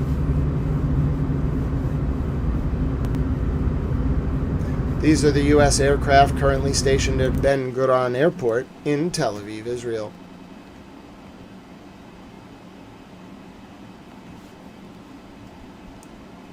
There was an attack on Palestinians in the Christian quarter of occupied Jerusalem today, on Jerusalem Day. Multiple stores were attacked. Taking you now to the latest footage released by Hezbollah, targeting the Shagara base.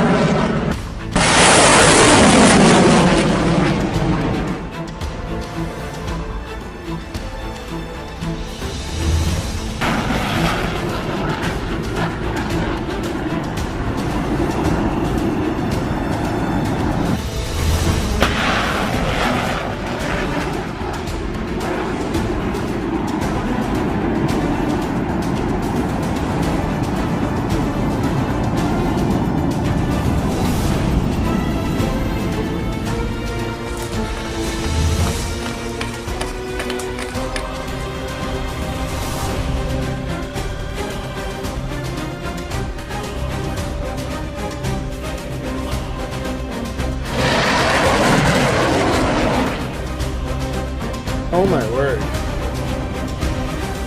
Well, I'm not sure continues to attack in southern Lebanon when Hezbollah clearly has a lot of weaponry. Here's the aftermath of Israel bombing a residential building in the town of Snaya, S-N-A-Y-A, in southern Lebanon. This is today. But Hezbollah clearly has a lot of missile fire yet to go. Someone asked a good question earlier. What was it? Oh, about President Xi not meeting President Trump. No Chinese president has ever met a U.S. president. Xi did meet Joe Biden, but at the airport. No Chinese president has ever met a U.S. president at the airport. Xi did meet then Vice President Joe Biden before he became president.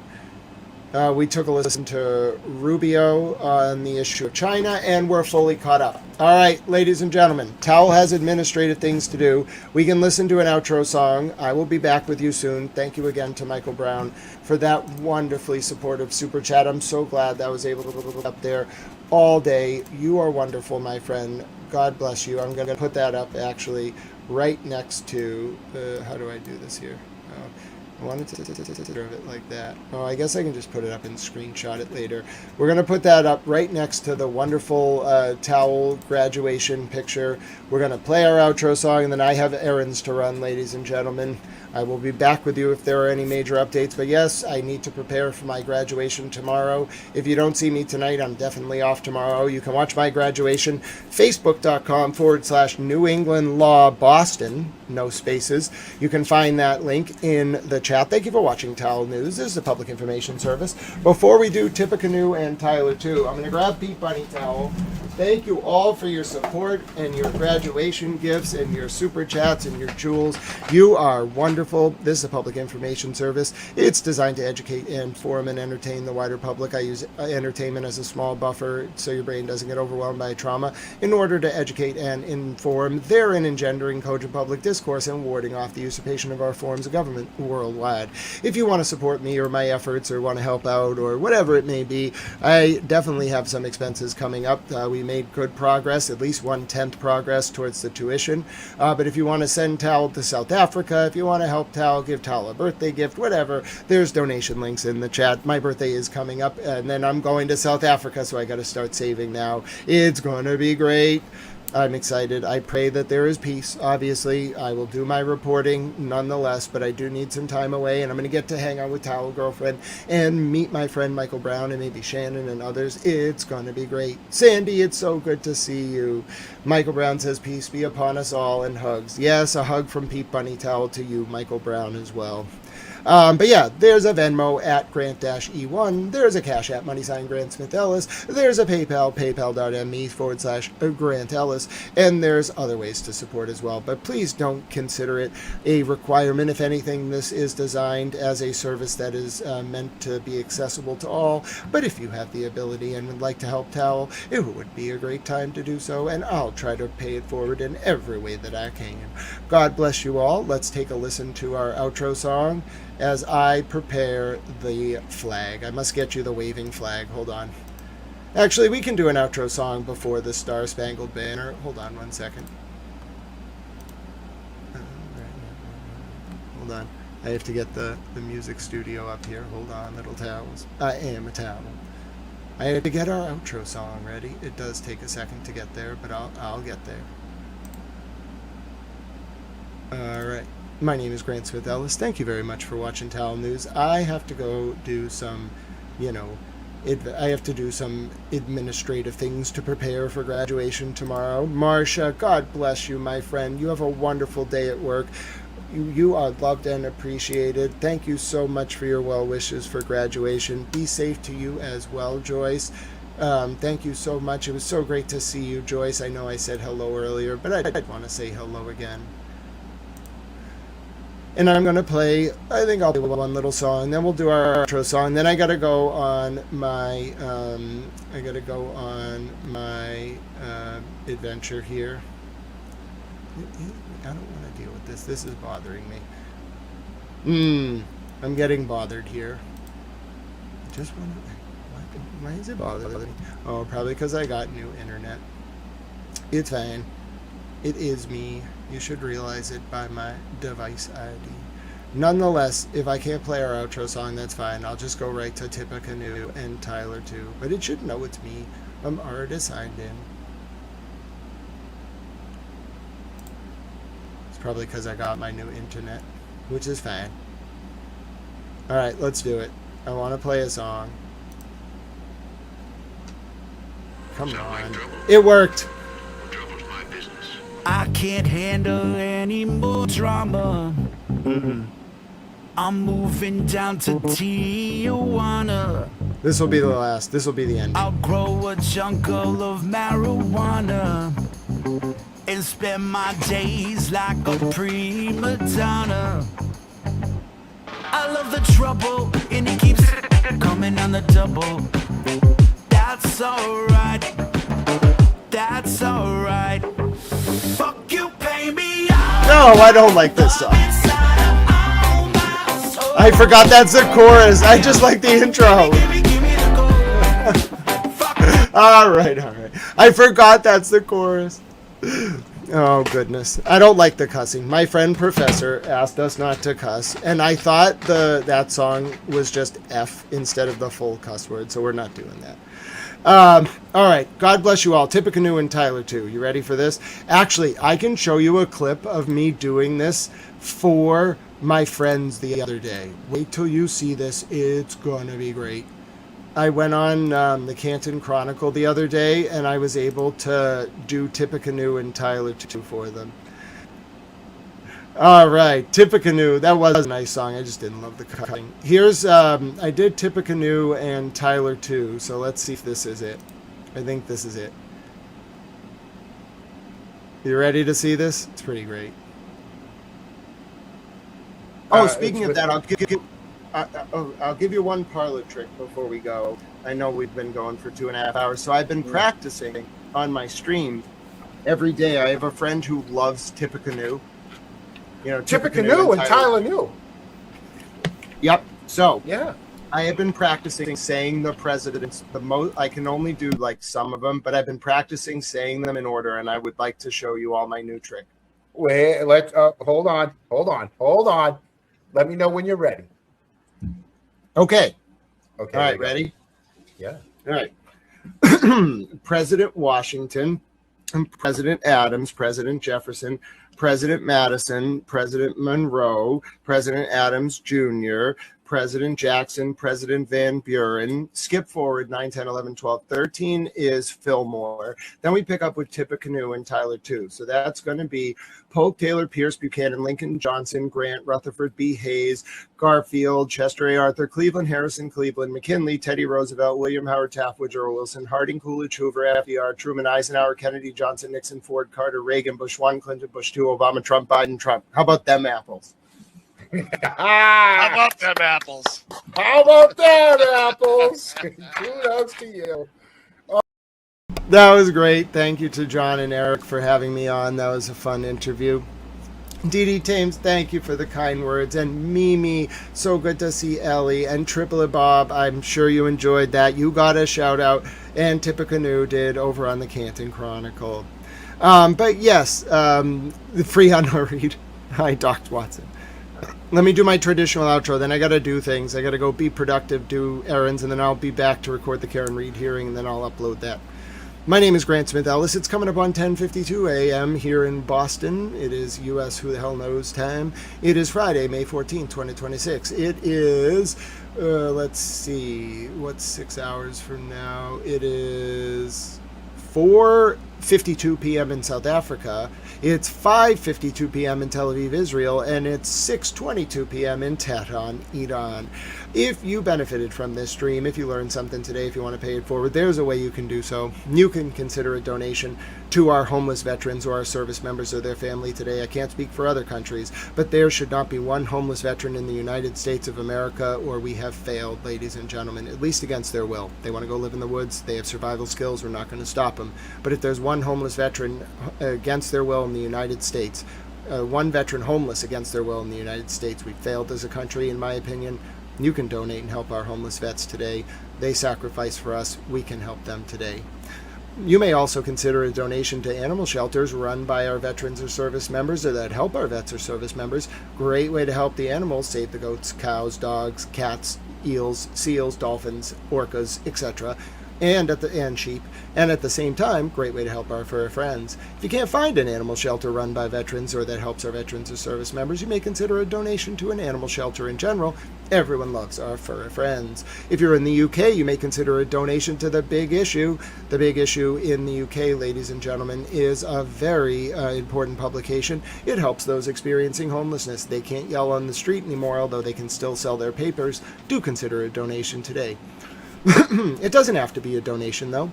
It can be something as simple as reaching out to a friend or family member you haven't heard from in a while, smiling at someone on the street. I reversed those two today. Or even giving away 200 tomato plants like Francis Futrell did one time and having them designated honorary towels forevermore. Shannon says, save the cows. I agree. Mimi, thank you so much, my friend. Doc Watson, I love the goat emojis.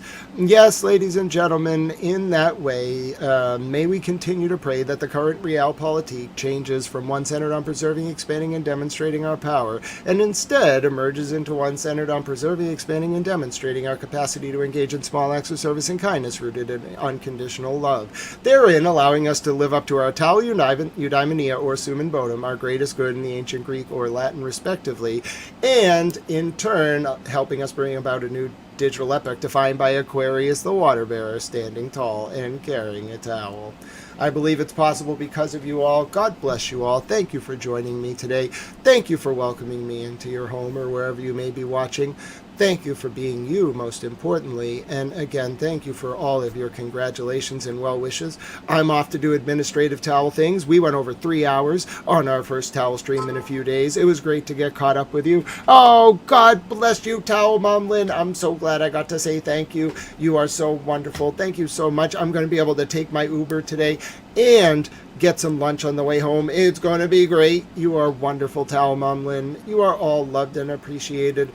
Thank you for watching Towel News. My name is Grant Smith Ellis. Until we see each other again, be well. God bless you. I continue to pray for peace. May God protect us all, and may God continue to hopefully preserve this uneasy, strange ceasefire into a peace that is lasting. From Boston, signing off for Towel News. Thank you for watching Breakfast with Towel. God bless you. Good morning, good afternoon, or good night, whatever the case may be. I'll see you again soon. If not later today, then perhaps, probably not tomorrow evening, maybe Saturday, depending on world events. God bless you and be well. Thank you again for watching. My name is Grant Smith Ellis, and this is Pete Bunny Towel.